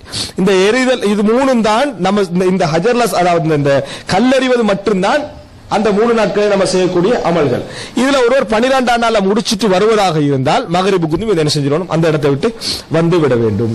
இதெல்லாம் முடிச்சிட்டார், ஒருவர் போக போறாரு, அவர் கடைசியா செய்ய வேண்டிய தவாஃப் என்ன, அந்த இபாதத் என்ன, தவாஃபுல் வதா விளங்கிட்டா. நாங்கள் அந்த இடத்துல விட்டு பிரியாவிடை கொடுத்து வரக்கூடிய விஷயம். ரசூல் ஸல்லல்லாஹு அலைஹி வஸல்லம் சொல்றாங்க, உங்கள் ஒருவர் எல்லாவற்றையும் முடித்து விட்டு போற நேரத்தில் அவருடைய கடைசி அஹதாக எதிரிக்கணும், காபத்துல்லா இருக்கணும். நம்மளுக்கு கடைசி அகதாக எதிரிக்குது, அது முன்னாள் ஷாப்பிங் காம்ப்ளெக்ஸ் தான் நம்மளுக்கு கடைசி அகத். நம்ம அங்கிருந்து வார அந்த கடைசி அகது தவாஃபுல் இருந்து முடிச்சுட்டு நீங்க வந்தீங்கன்னு உங்களோட சிந்தனையில தவாஃபு மக்கா இருக்கும். கடைசி அதெல்லாம் வாங்கிட்டு வந்தேன்னு வைங்களேன், எதெல்லாம் மிஸ், அது வாங்கிக்கலாம் தானே, இதை வாங்கிக்கலாம் தானே, அந்த டிஸ்கஷன் தான் நம்ம என்ன செய்வோம் வரும். ஏன் நம்மளோட கடைசி ஆகுது அந்த முன்னாள் உள்ள அந்த ஷாப்பிங் காம்ப்ளெக்ஸ் தான் இருந்தா நம்மளுக்கு அதான் கடைசி ஆகுதா இருக்கும். அப்ப ஆகிரு அகது எது இருக்குதோ அதான் ஞாபகத்துல நிற்கும். நம்ம கடைசியா எதை கேட்கிறோமோ அதான் ஞாபகத்தில் நிற்கும். இப்ப உங்களுக்கு ஹஜ்ஜை ஃபுல்லா விளங்கப்படுத்தி மினால தான் நீங்க நிப்பீங்க. இப்ப ஏன் நம்ம கடைசியா கேட்டது மினாதா, முடியக்குள்ள மினாதா நல்லா பதிஞ்சிங்க. ஆரம்பத்தில் சொன்னதை விட மினாதா அதான் கடைசி. அதான் இயல்பான சிந்தனை. அதனால ரசூலுல்லாஹ் சொல்றாங்க கடைசியாக தவாஃப் எனது காபத்துல்லாவை தவாஃப் செய்து விட்டு வாங்க.